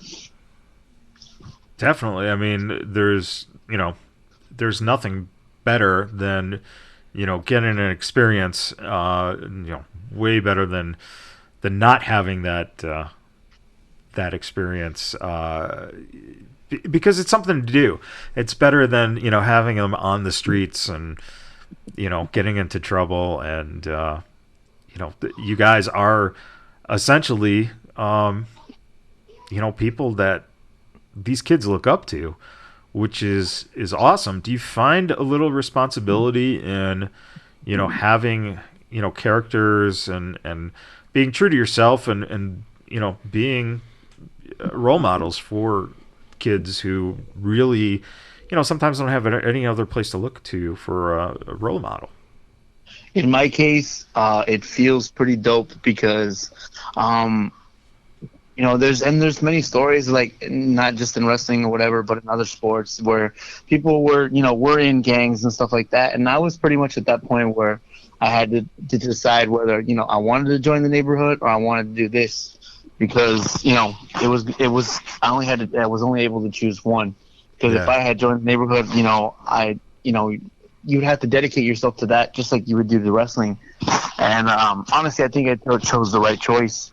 And that's how pretty much the name Little Cholo started with me, because the promoter at the time, he saw the way I dressed and how I looked or whatever, and that's pretty much how the name stuck with me. And it's dope sometimes because I get fans that were around my age when I first started that will come up and like, oh, why do you have that name or whatever, and it's like, well, that's just who I am and that's who I was and that's how I grew up, and I can't see myself any other way. But I think it feels pretty dope to be able to be somebody's role model. That's awesome, man. I mean, I'll tell you, and just following you for a while as I have, you got to go from, let's call it the hood, right, to WrestleCon, dude. How cool was that? That's dope, man. It was dope just for someone to reach out to me and be like, we want to fly you here. We want you to sign autographs amongst these legends. Yes. Like, I was sitting at a table with the Wild Samoans. Wow. And I had Shane Douglas right beside me. I had a Duel the Butcher right next to me. I had it was just crazy. I had Rene Dupree, who was fucked up off of his ass right in front of me. La resistance.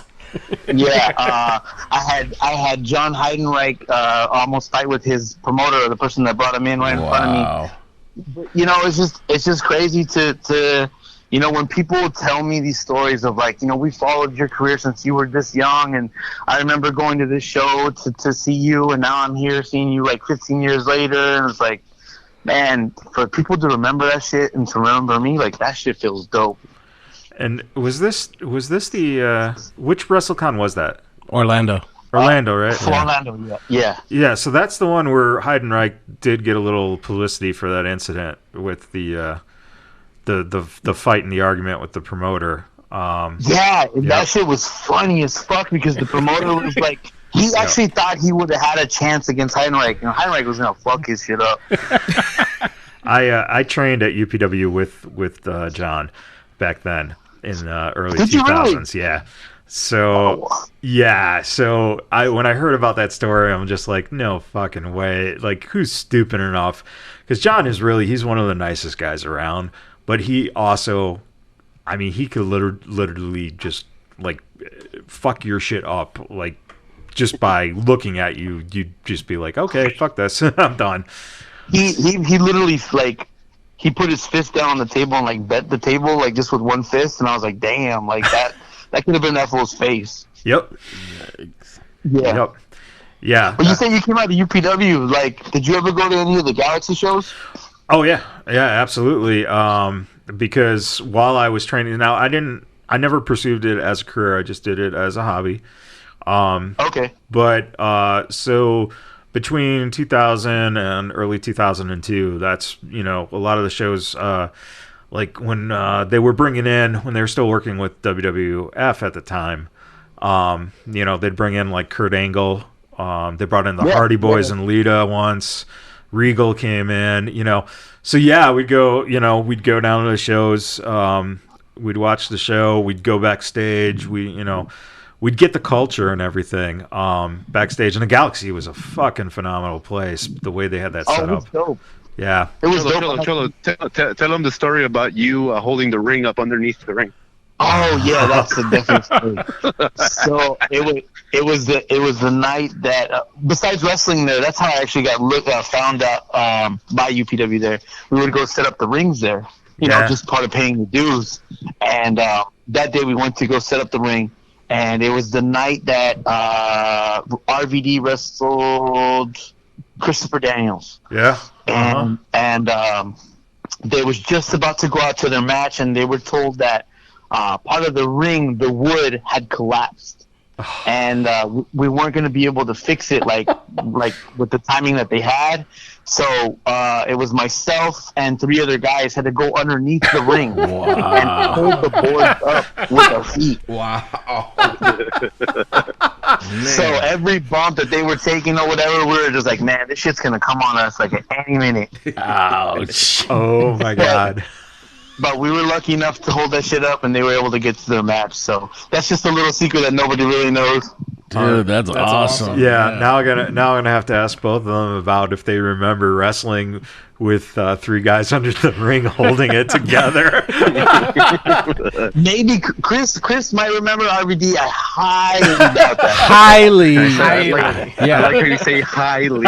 Yes. Yeah, and Mariachi, for you, man, I gotta ask you, because friend of the show, Santana Jackson, there's a video of you two singing, man. Tell me how that came about. Singing? Yeah. You gotta remind me. What am I singing? Oh man, you guys were singing "The Girl Is Mine." Oh, dude, that was awesome. I'm a big Michael Jackson fan, and when I met Santana, it was amazing. And I pitched him this idea. I was like, dude, I gotta sing this song, this little duet that they've been wanting to do for the longest time. I was like, yeah, I'm game. And it just came out. And I think I was a better singer. I don't know. He's a better dancer. I'm just a better singer. Oh, there it is. We'll ask him next time he's back on the show. I got a feeling this is gonna have to be settled in the ring. Oh, because we got the better singer, the better dancer. Who's the better wrestler? Oh man. Boom. Watch out for that moonwalking DDT. Book it. Boom. Hey, so you guys have faced, plenty of tag teams. Is there one tag team that you haven't faced that's on your bucket list? Oh, yes. Man. LAX. LAX. Oh, wow. Yeah. That would be a hell of a matchup right there. It would be. What would you guys do to them? Man, what did we do, bro? Yeah. We got to show them how we really do it over here on the west side. That's what we're going to show them. East versus west, yo. We're still looking for a company that is willing to book that because, as of late, nobody's been willing to do it. But, LAX, if you listen to this, we're down whenever you want. Whoa. Okay. There all right. is. Gauntlet's thrown. There's that. Yeah. That's calling somebody out right there. Yeah. How much do you guys, speaking of LAX, do you guys look up and respect Conan? Conan O'Brien? Oh, a lot. Big homie, Conan. Yeah, Conan. He's Conan is a very sensitive subject. Let's just say we are acquaintances. That's about it. Gotcha. He's a very special person. Yeah. And you guys tore the house down recently out here at the Tacos Festival for Lucha Libre Las Vegas. Yeah. Do you guys see yourself coming back to Las Vegas? We were just talking about that not too long ago. It's our second home. Yeah, it's our second home, man. Well, first of all, when you guys are in Vegas, we'll hook you up with some food and drinks. Oh hell yeah! It's on the record. Yeah, absolutely. I'll take the food, and that fool will take the drinks. Maybe we'll go to a little club where they have a lot of dancing. How about that? Damn. Hi, speaking of that, because one of our favorite people in this business is Sin. What have you guys been able to kind of learn and absorb from just being around Sin every once in a while and getting a chance to watch matches? Go for it, Of course. I the last match I had in Las Vegas was against with Sin, and he's very old school. He's very very knowledgeable, and he. I mean, they always tell you less is more. Yep. And when I went in that ring, that's exactly what happened. Less is more. We did stuff that he basically told me, you don't have to do all this to get yourself over. You already have what you need. Just give them a little bit, and it helped out a lot. I mean, it saved my body. It saved me time. It saved me just a bunch of unnecessary bumps. And Cholo tells me this all the time, but that's just Cholo. But Sin, he has one of the greatest minds in wrestling. Again, he's very old school, but at the same time, he has his own style, and he understands the revolution of the evolution of wrestling. So it's just amazing, man. He is one of the best out there. And compared to what you guys did from the day before, we actually had a tag match. The Lucha Homies versus Sin and Juventud Guerrera the day before. Wow. Your one-on-one. Like you guys did like not even 50% of what we did in the tag match, and like you guys' one-on-one was like one of the best matches I've ever seen in person. And like he said, like Sin is very knowledgeable, and for someone that has been to the big show and I believe was treated like shit, and he wasn't given the right opportunity to shine like I know he could. Like that man has showed us so much respect and love every time we go to Las Vegas, and I really appreciate him a lot. Yeah, there's nothing that I've ever heard negative about people talking about Sin. I still hate clowns, by the way. Does that go all the way back to childhood fear? Shoot, man, I hate talking about clowns. So you didn't go see it then, huh? Of course I did, but I closed my eyes.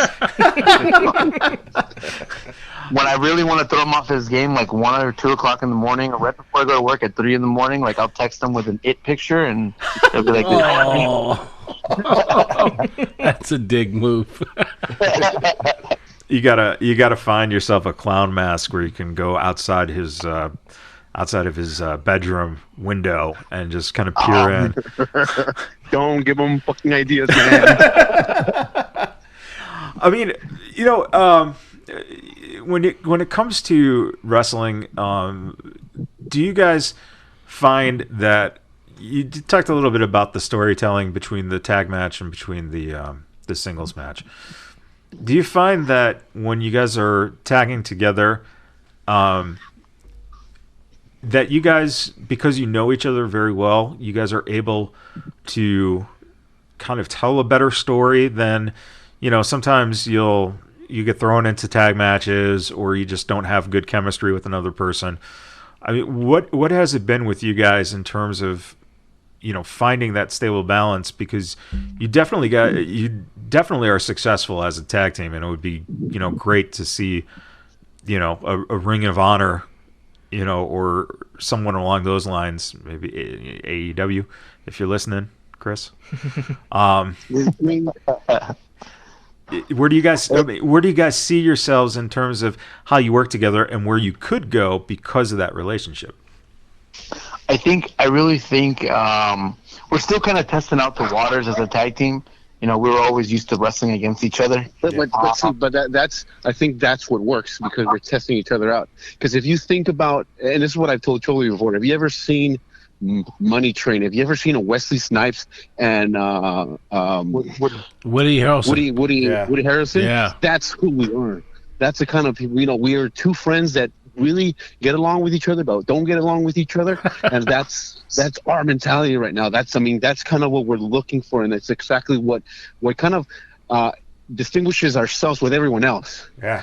We're those two guys that are friends, but when they work together, they tend to work things out throughout, I guess, the match. So, we know each other against each other. Outside the ring, we're homies. We're real homies. We're real friends. And then that just works fine. Because what you see in the ring, what you see in the videos where we post almost every week, that's exactly who we are. I call him a bitch. He calls me a bitch. He texted me, hey, fucker, what are you doing? I'll answer back. So I think that's what's working because we've known each other for so long. We've just started the Lucha Homies where we said, screw it. Let's just become a tag team and then just book it that way. And we've been trying to push each other to get bookings that way, and it's been working out. That's awesome. And I think, again, like I said before I cut Cholo off, that's what's working, where we're just testing the waters out. And because of that, it's been successful. Yeah. And I think that's what will definitely work for us because then we're not going to be like the regular tag teams that are out there that are in sync, that are in tune with each other. Like, we're not perfect, and we're never going to be perfect. And I think that's what's going to work for us because most of the time I don't like this fool's ideas. He doesn't like my ideas, and sometimes it's off the fly shit. That works out, and we're just going to have to see where this takes us. But right now, it's taking us on the right track as a tag team for sure. Yeah, watching you guys' videos, you're never on the same page, man. Let me ask you this. You guys have faced each other, several times. Countless. Yeah, countless, right? Who's won the majority of the matches? Are you guys keeping track or what? I'll let Local answer that. You son of a bitch. And I think Cholo has upped me a little more than I have. So really? I'll admit to that. Wow. I'll admit to that. You just remember those times I beat him, it means more than the times he beats me. I just like I always tell him, I just remember I may be your teacher and I've taught you everything that you know, but I never taught you everything that I know. Oh, there it is. Or in the end, you just find a booker who will, go over the other way. So there you go. Make life simple. And I think that's usually what happens. That's when I see that, and it's like, oh man, he must have talked to the booker beforehand. No, you know what? It's funny. Like every time we wrestled each other, I think we always had a great match. A few months ago, we were wrestling down in San Diego. Oh, the worst luck ever. And the ropes broke right before our match. Oh no. So, okay, what do we do? Because the fans were there for about 30 minutes until they could actually fix the ropes. So the crowd was just dead. Oh. So now here we are. What the hell do? We did what we had to do. We brought the crowd up. We got it going.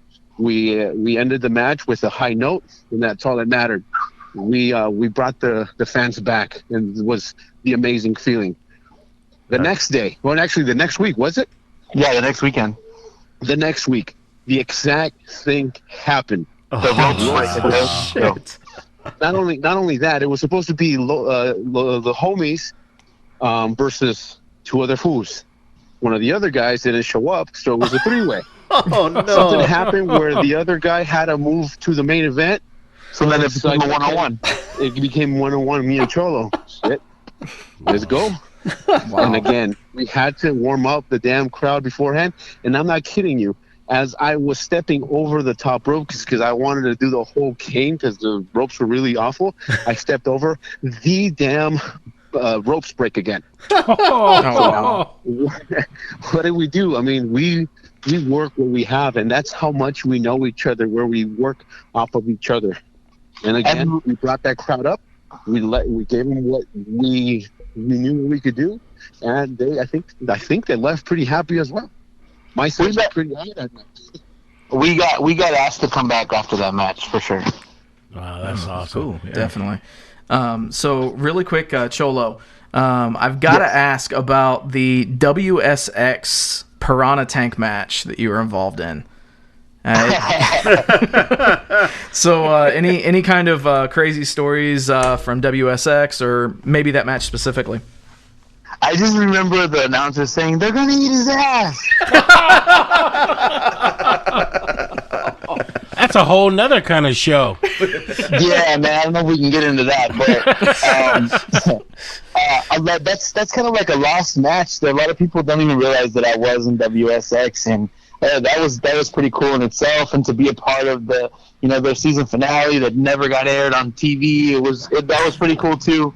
For those who got to watch it, but just being in the match with those guys that, with Chaos and Hardcore Kid, Aaron Aguilera, with Aaron, he made it to WWE and he got a pretty good shot there. And, Joey Chaos, who runs Santino Brothers School, those guys are really knowledgeable.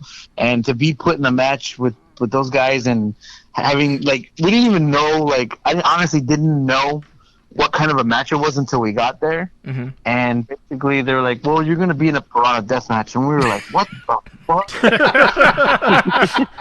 I didn't know what to expect. And it was kind of weird, but in the end, I was really happy the way it turned out. And I'd be down to totally do it again. Awesome. That's awesome. And that's you brought up Hardcore Kid. Aaron was at UPW around the same time as well.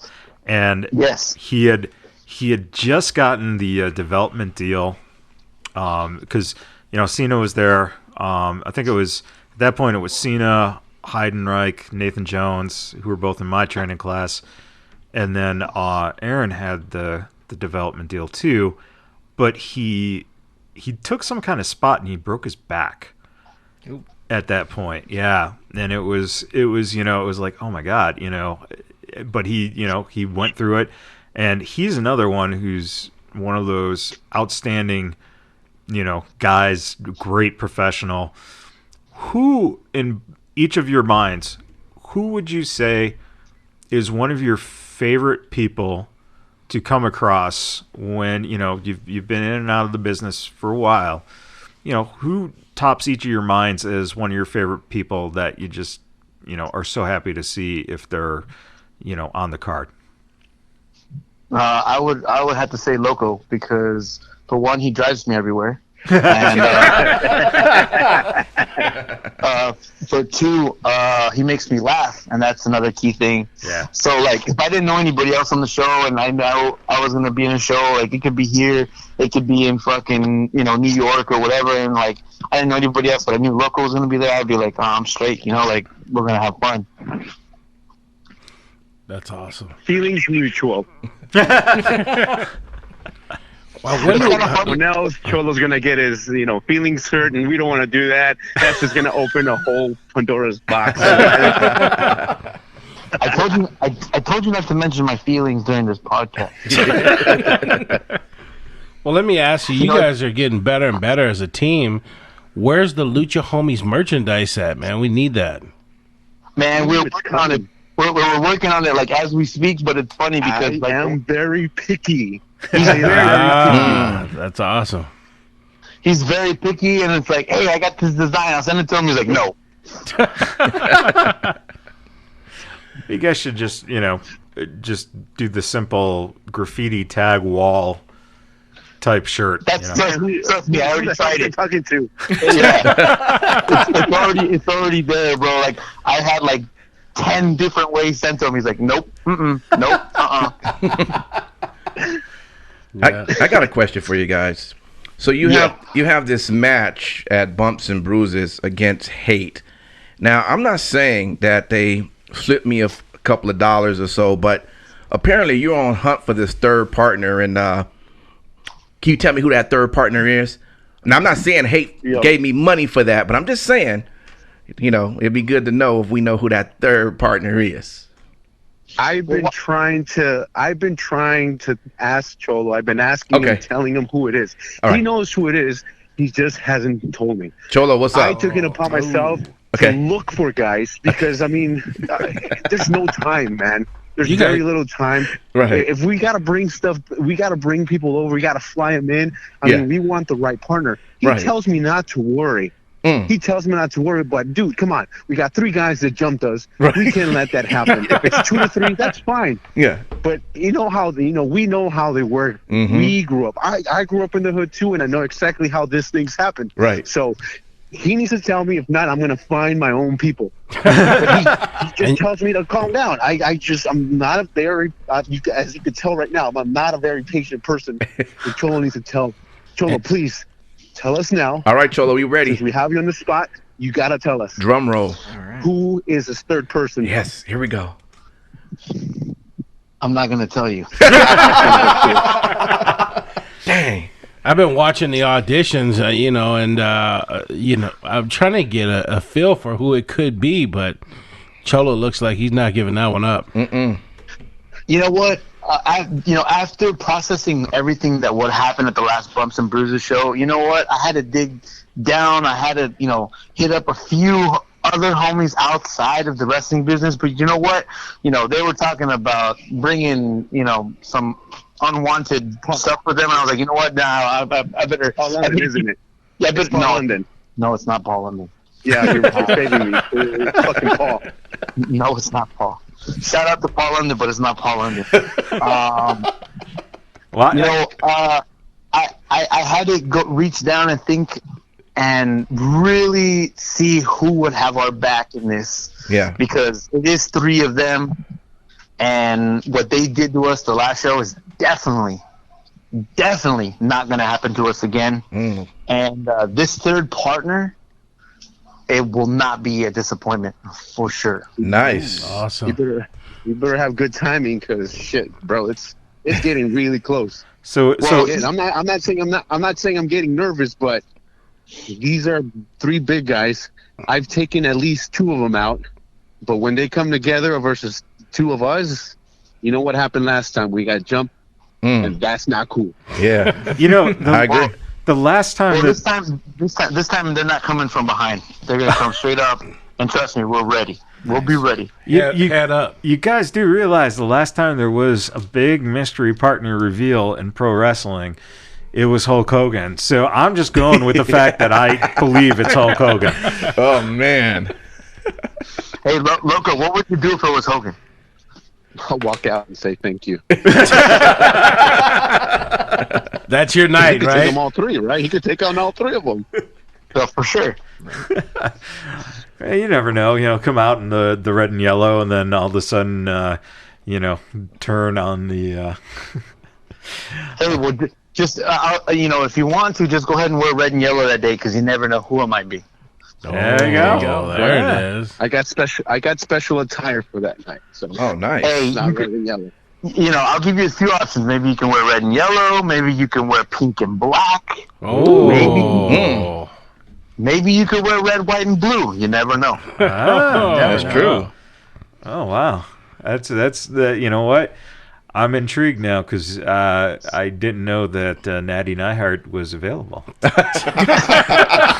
Right. Her alone could beat up all 3 of those guys. Oh man, just turned into an intergender match. Right. Who's the girl on Hate's team? All 3 of them. No. Shots fired. Awesome. See, now anyone listening, if you're going to be in the LA area, you got to go check this out. Whoa. It doesn't matter if you're in the LA area. If you live in Las Vegas, if you live in New Mexico, if you live in Arizona, you make sure you get your butts over to California. There you go. Yeah. Make sure you catch Bumps and Bruises. Yeah, that is Absolutely. Saturday, June 29th at the Aleworks Brewery and Tasting Room. So Aleworks. Yeah. Aleworks. Yeah. All right. Yeah. Well, thank you for the correction. No problem. I didn't want anyone going to the Aleworks. Well, when they found out that Aleworks didn't exist, they would have went to the Aleworks. I'm pretty sure it's L.A., so they might have a dancing club with that called the Aleworks. Oh, speaking of gentlemen's clubs, do either of you have a favorite out there? The Gentleman's Club. Yeah. I'm a gentleman. I don't talk about that kind Oh, of that's awesome. I like There that. you go. Good answer. Well, then I guess we won't get Joe in. likes a library. Oh, there it is. And that is a real club, ladies and gentlemen. They happen to have one out here, too. As my wife is standing next to me, by the way. Oh. Well, You get on that couch tonight. I'm already waiting outside. So elsewhere on that Bumps and Bruises card, you guys are going to have a phenomenal match, lots of great heat. Is there another match that you guys are looking forward to that night? What is it? Brian Cage versus Slice? Yeah, Slice Slice Boogie. Boogie. Slice Boogie. That's the other main event, right? Yep. Yeah. That's the other main event. Because we're like we were like the other main event. They say double main event, but main event. Double Yeah, main we're event. Yeah, you guys are main event. Main event squared. Yeah. Am I? Yeah. Cool. We just got to make sure it's good enough. trust me, I've only failed you once with this partner that we're gonna have. I won't fail you. Yeah, you had R2K come out last time. That's awesome. No, the other. I mean, there's plenty of great matches happening, bro. There's the Hawk family. Yeah. Yes. Yeah. Going against Watts. Bro, that's just amazing in himself. I mean, father and son. Yep. That's just great. I mean, Yeah. And what father wouldn't want that? You know what I mean? Watts and Super Panda teaming up for the first time too. So that is going to be a great match.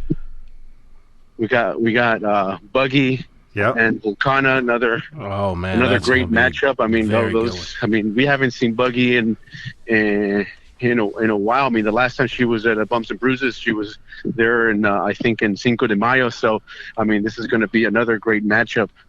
I mean, the card itself is just stacked, so it's amazing. Unfortunately, we're not going to be able to see everything. So if you guys could catch it and then just tag us on your stuff at @elmariachi_local on Instagram, I'll be more than happy to view all those videos because I mean I really want to watch them. But since we're going to be getting ready, just hyped up for our own match, I want to be able to catch that kind of stuff. Oh yeah. I think that translates into you're going to be out in front of the building trying to find a third partner. That's funny. That's about it. Yeah, because I mean, the troll's not doing it. I'm going to be out there looking for someone. It could be the Taco Man. I'm not going in front of a Home Depot. Oh, there it is. That's awesome. Yeah, dude, you could probably definitely find a partner right there. So give one more time your Instagram info and any other info so that we can keep up with you guys. You might have shows before Bumps and Bruises and after. We want to know about it. Well, my Facebook, I'm not really live on Facebook a lot. I kind of let that go, but you can That's find for me on grandpas. Facebook. Whatever. Oh my God, I barely use it. I actually went on it the other day because Cholo was talking shit and I had to go and answer back. But whatever. But you just proved the point, grandpas. Whatever. DJ Impact, he's still on Facebook. He refuses to get on Instagram. And I'm like, dude, come on, Grandpa. I'm going to hold your hand and take you to the other side. Whatever. You can find me on Instagram at @elmariachi_loco. On Twitter is MLLoco. Catch me there too. I think I opened the Lucha Homies YouTube page. Go in there, find it. If you can't find it, let me know. I'll try to restart it because I thought I did, but whatever. Yeah. Nice. Cholito's next. You can just find me at LittleCholo01 on Instagram. Same thing on Twitter, Facebook. I am under Junior Cholo, JR Cholo. Okay. And no private pages. Mine is private because I'm very picky. I'm not like fucking Loco over here who accepts everybody. It's about the followers, bro. It's all about the followers. Yeah, I get it's all about the followers, but then you got people like, you're in the middle of work and they're like, hey, what are you wearing? And what do you smell like today? And my what God. did you eat last night? And it's like, oh, man. Oh, I think Cholo owes money. That's why. That's awesome. I think that the most common question asked on Facebook is, what do you smell like today? Yes. I smell like cinnamon and Bengay. Any other shows you guys want to promote, or is that pretty much it? June 8th, I have Baja Star. I'm going one-on-one with SoCal Crazy. June 23rd, Lil Cholo and I actually team up again at this local Lucha Libre show called Fantastic Lucha Libre. Okay. That's all I got. EWF on June 14th. I go and try to get my title back, which was the EWF World Championship, versus one of the guys in Hate, which is Rico. Okay. So I'm looking forward to that match. We've had really good matches the past few 3 times, so I'm really looking for this match. Awesome. Well, there you go. Don't forget, Bumps and Bruises, Saturday, June 29th. Doesn't matter if you live in New Mexico, Arizona, Nevada. Let's just travel over to Los Angeles, California, and watch an awesome show. And we encourage anyone in Mexico listening to just come on over and head on over and enjoy the show as well. And also Canada, and also, let's say, England. Okay. You know what? Because these guys need to go worldwide. I'm sorry, man. Yeah, why not? Mexico's closest to California, but then you got Canada, and then you got, and Hawaii. If you're listening, Hawaii. Oh, there you go. We don't want to leave you out. Come on over. Come on. Hey, we want to thank. We want to thank you guys for hanging out with us tonight, man, and wish you luck on your match, and appreciate it. Thank you for having us. All right, y'all, the Lucha Homies. We'll be right back to conclude the show on Vegas BadBoyz of Podcasting.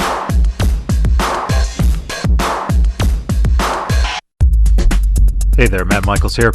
I just want to let everyone know that the Vegas BadBoyz of Podcasting are pleased and proud to announce that we will be starting a monthly podcast live at the Boulder Station Hotel and Casino right here in Las Vegas.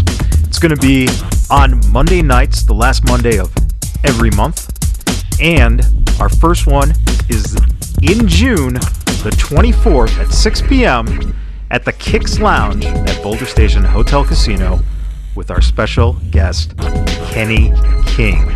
That's right, ROH's own Kenny King and Las Vegas's King King is going to be with your Vegas BadBoyz at the Boulder Station Hotel and Casino.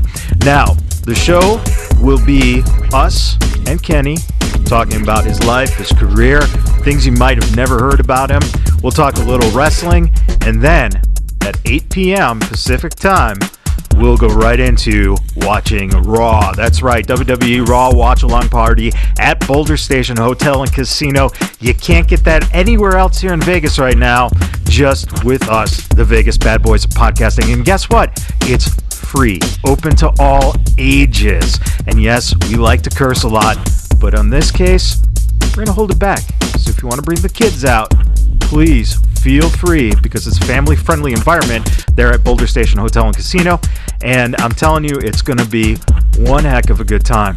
So please start spreading the word. Tell your friends, because it's a nice little lounge, and seats are going to fill up quick, You're going to be able to order dinner if you'd like, get some drinks, have a good time. And guess what? During Raw, we'll be handing out prizes. So bulk up a little bit on your WWE trivia, and maybe you might go home with something nice. Boulder Station Hotel and Casino is located at 411 Boulder Highway, Las Vegas, Nevada, 89121. And it is at the Kix Lounge. That's Kixx. And we can't wait to see you. And I'm telling you right now, you're going to get a chance. If you have any questions for Mr. Kenny King, ask him right there live as we record the podcast at Boulder Station Hotel Casino's Kix Lounge on June 24th at 6 p.m. Don't miss it. Meltzer is a journalist. Well, we're just the entertainment. You're listening to Vegas Bad Boys of Podcasting. You know nothing, Jon Snow. All right, so I guess we'll go ahead and wrap up the show now. Let's just talk about what we got going on for the rest of the weekend. Sin City Steve, what's on your mind, man? Man, I'll tell you, I've been dealing with some people on social media, and the tribalism among wrestling fans just astounds me. People that are wanting to see AEW fail, people that are wanting to see WWE fail, and ultimately, I think that it's this mentality that the WWE is the home team, and that everyone else is the away team and people that we should cheer against. The thing that people don't seem to want to realize and understand is that, hey, wrestling is literally for everybody. So, I mean, just sit back and enjoy it. Yeah, makes sense. King Lucky. You know what? Double or Nothing versus NXT TakeOver 25. A great showcase from both shows. Yeah, he's throwing back to the beginning of the show, of course. Yeah. Good job. That's kind of the wrap, isn't it? Yeah, because we already talked about it, so of course we're wrapping it up. Yeah. But it's okay, because it's just a paradox, and we'll go back into the future, and we'll do it again. Back to the Future anyway. But go ahead, keep going, man. Yeah, it was great to see. Great showcase of talents. Oh my God! It's all gravy, bro. Oh man, Simon Street, man. What's on your mind, man? You know what? To be real with you, I'm not even gonna go into all that. Yours truly has decided to get Twitter activated, and I'm not really big on social media, but I am having fun. Okay. As the great Nostradamus of Smirkville foretold that I would be doing. So you actually did good for once. Yeah. I had privy of getting on Twitter. About 11 hours ago, I came across a tweet, I'm sure other people did, from Hurricane Helms, who was responding back from a comment that was made from TakeOver. Where, you had, I always want to call him the freaking Brizongo, but someone took a oh shit. What I told you about? Turn your damn phone off, man. Well, actually, we gotta take this call, man. This is actually this is Michael. Hold on. Let's see. Oh boy. Hello. Shh, be quiet. Don't say that. Hey, what's up, bad boys? Hey, Michael. Hey, how you doing? Yeah, we doing great. What's poppin'? I got issues. Oh, damn. As usual, you know what my problem is for real though? Okay. Oh. I got PMS. Whoa. Hey. Oh, It's okay. not what you think it is, you sexist son of a bitch. No. Okay? My bad. It's post-Monday syndrome. Oh. I know y'all heard, post-Monday syndrome. After I watch Monday Night Raw, I'm irritable, confused. I'm eating everything not nailed down. And my biggest, the thing that just irritates me all to be damn right now. Yeah. As there's so much talent not being used in any way that's productive, meaningful, interesting. It's just nothing. It irritates me. It's like, and the only thing they could come up with is the 24-hour championship. Hey, It's that's like they- entertaining. That's entertaining. Did you see Truth? Hey, Truth was in the middle Truth of ran with it. Yeah, and he was in Literally. the middle of a field today, and he lost the That's belt, not and he got it back. Got it back. Truth yeah. and gender on the 18th Okay. hole, man. There you Yeah. go. I wonder who Also, sunk the putt in. seen it, not entertaining. It's like they made a locker room sandwich, ate it, and shit it out. Ooh. Why? Ooh. I don't know. That's not entertaining. Maybe for 5 minutes. Mm-hmm. Yeah, Drake Maverick having that wanted sign of truth. Mhm. Okay, I give you that. That made me laugh for about 5 seconds. Yeah. But the end all is that it's lazy. So you think that those guys that are running after that title, they should actually be the ones utilized in the ring? I think some of them should. Yeah. Like who? especially What are you like- thinking? Yeah. Well, I would say like Eric Young, who could still be with his group Sanity. Okay. You know, like Bobby Roode. Oh no, wait a minute, Robert Roode. Okay, but who gives a shit? It could still be Bobby. We don't see him. We don't know the difference. Bobby Robert. But the mustache. Yeah. Like, But how do you you? know, But how do you solve? Cedric Alexander. But how do you solve Come on this now. problem? How do you solve this problem? You've already got 3 hours of Raw. So what do you do?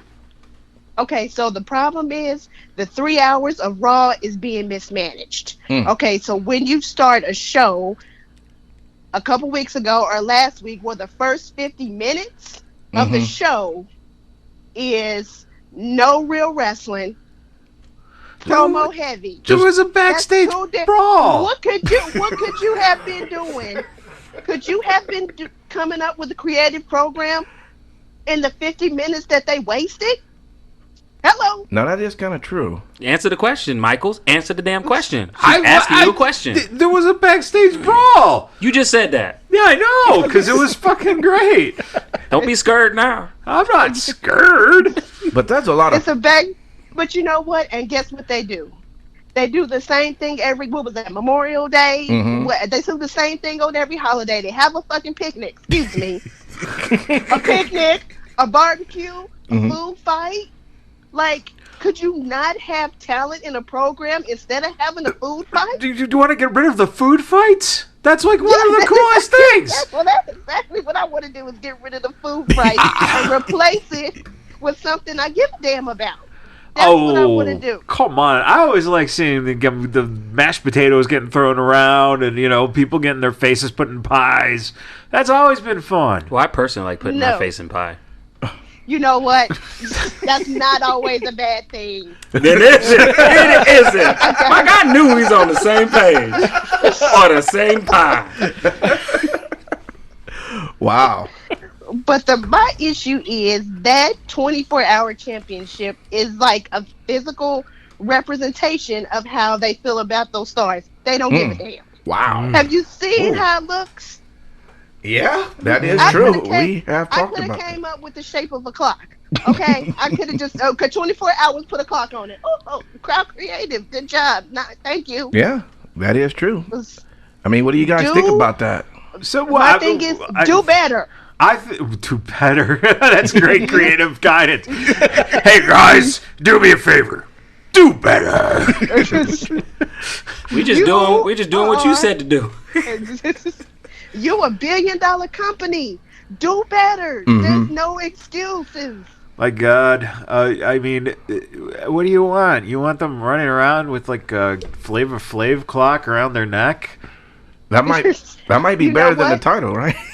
That's Or better looking. Or how about put Flavor Flav Or on a both chain and just wear them around your belt, kind of like they put the little babies on they strap them in when you have a newborn baby. You want to walk around, just put Flavor Flav in that. He'd be the 24-time Flavor Flav. You know what? They did the equivalent to that. A Money in the Bank boombox. Yeah. Okay? They did that. They did that already.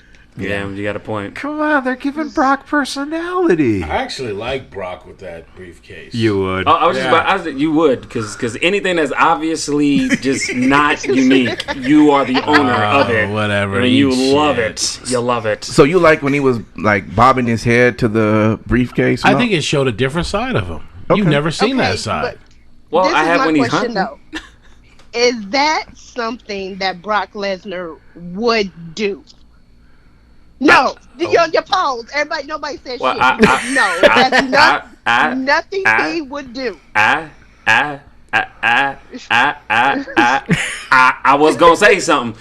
I would say that Brock Lesnar really at this point has no choice to, because he has no other option than to either be on TV or not be on TV, because we know why you're not on UFC. Just saying. Oh, Lesnar's, if he didn't want to do it, he's not doing it. He's not doing it. Now, that's the one thing, Michaels, we do agree on. Lesnar don't do shit I think he it does was not good. want to do. Yeah. The versatility in his character, to me, was interesting.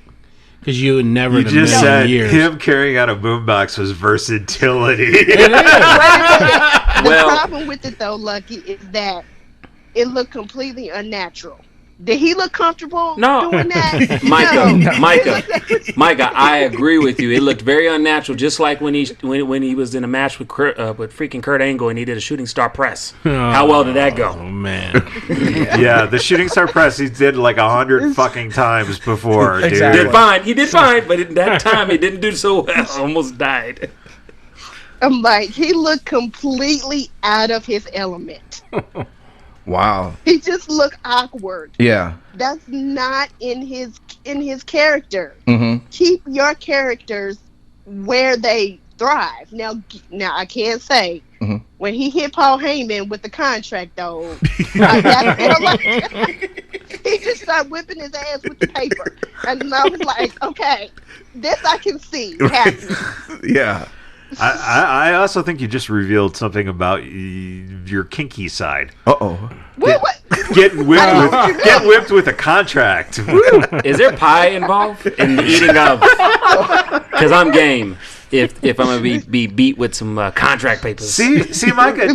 Technically, you actually like what they're doing because you don't mind the pie eating and the contract whipping.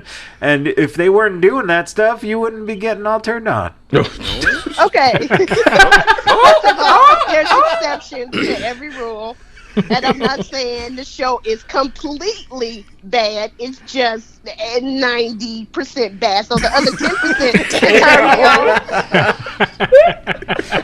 Can I get turned on with 10%? I don't see where that's a problem. Yeah. Damn. Well. Oh, we got to get you writing on their show. I can't wait to see. Yeah.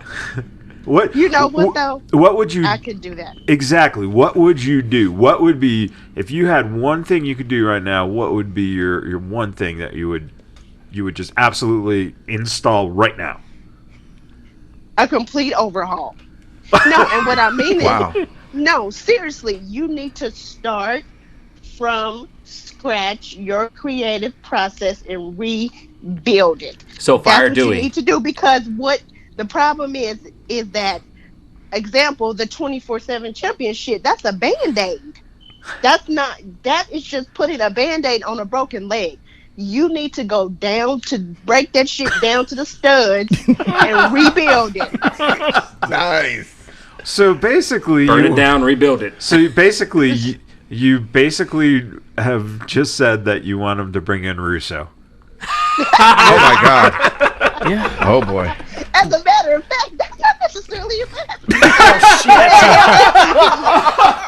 It could get a hell of a lot worse. They do need to fire all these comedic writers, I think, and just let everybody go back to shooting their own stuff. Yeah. Well, I think they need a variety. They should. I think some comic relief is beneficial, but just not stupidity. Yeah. It doesn't have to be stupid. It can be funny, but it doesn't have to be stupid to be funny. Those things can be separate. Right. Yeah. Well, let me ask you a question, Micah. If it was your WWE and you had full control for one Monday Night Raw, on that roster, including the wild card people, apparently, because that's now a fucking thing, who would be your white knight, per se? Not that it has to be a Caucasian, but I mean like a white knight, that your dude and your female. That would come in? Yeah, that would be the person you would launch to the fucking moon. Okay, so for the men, I would have to say Jeff Jarrett, bro. Jeff Jarrett. No, I would have to go with Drew McIntyre. Okay. I like Drew. And the thing is, he's in a position now that's you're like the heavy for Shane McMahon. You don't know. You're the fucking man. You're not the heavy for nobody. Exactly. Right. Yeah. So in this world, would Drew McIntyre be wearing different ring gear or be wearing less ring gear than what he usually is? I'm sorry, say that again. Oh, I was just making sure. Is he wearing the same ring gear in your world, or is he wearing less ring gear? I'm just curious. Left? That's cool.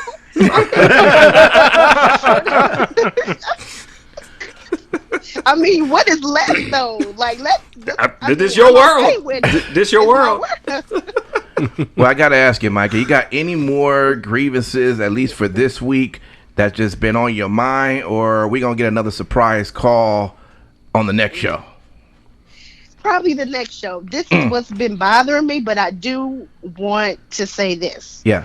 Is that being that I have been literally watching wrestling every week for like 30 years. Like seriously. No, I know. That the bottom line is unless the coin gets short at WWE, I don't think anything's going to change. You know, or they internally say, listen, we need to do this because we want to take pride in the product that we putting out.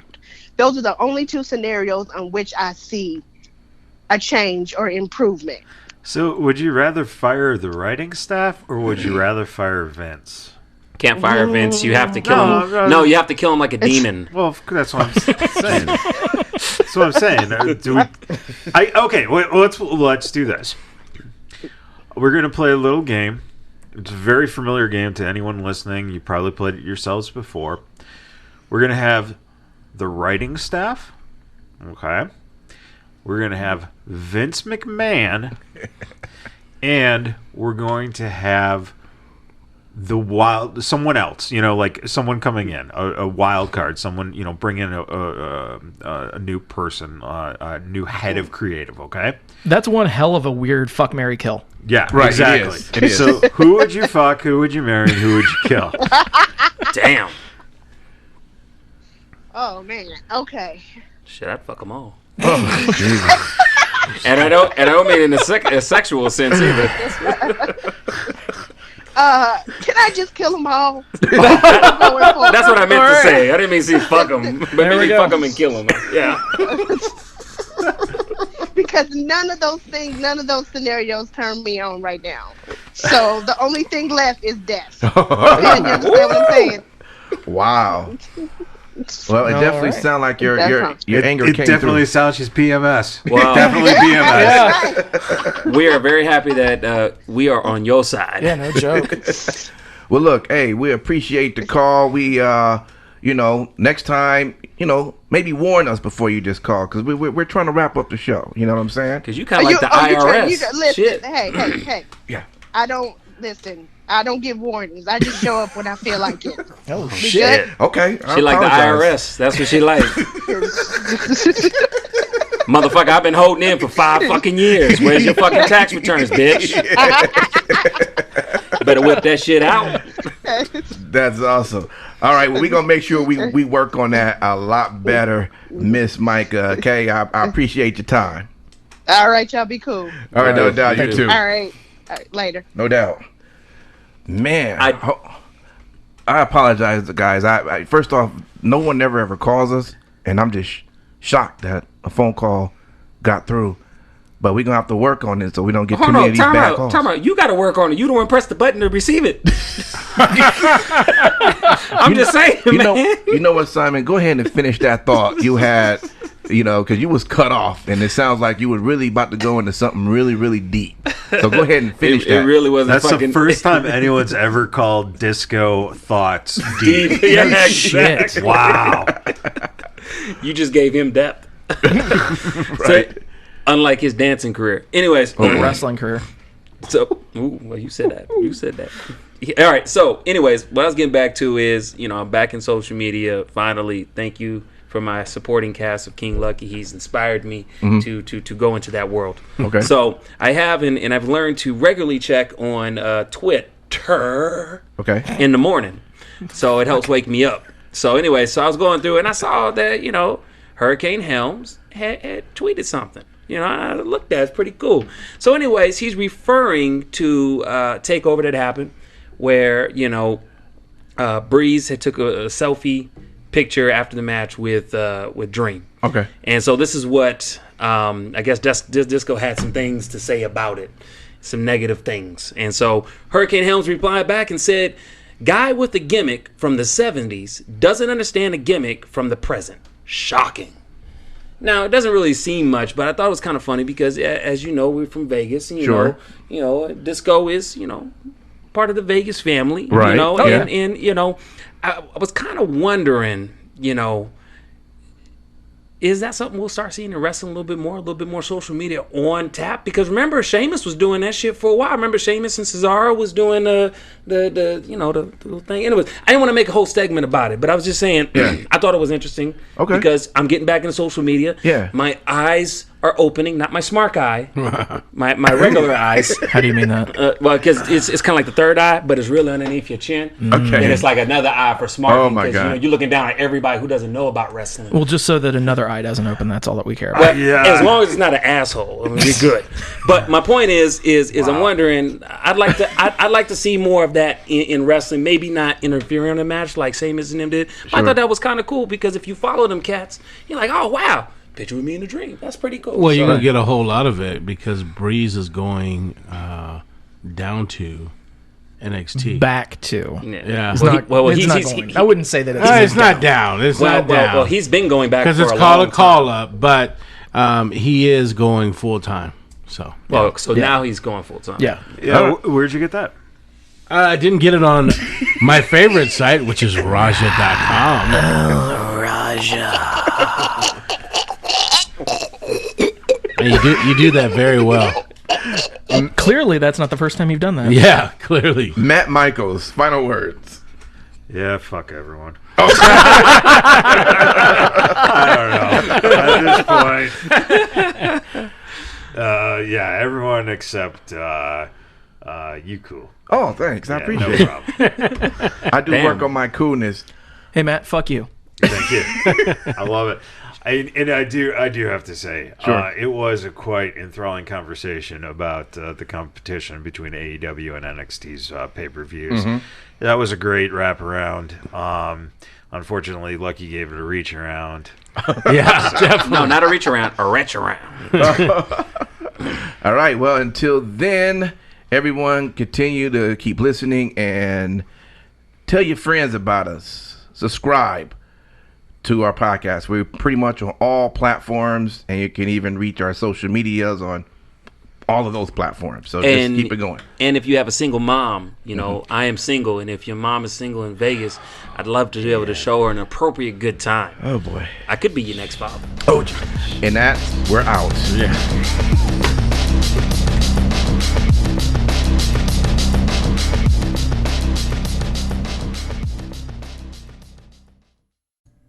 Thank you so much for checking out that video. If you liked what we did there, make sure you hit that like button. If you're new here, slap that subscribe button and ring the bell.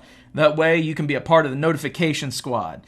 Follow us on social media at Vegas BadBoyz with a Z on Facebook, Instagram, and Twitter. And until next time, we will see you in the next video.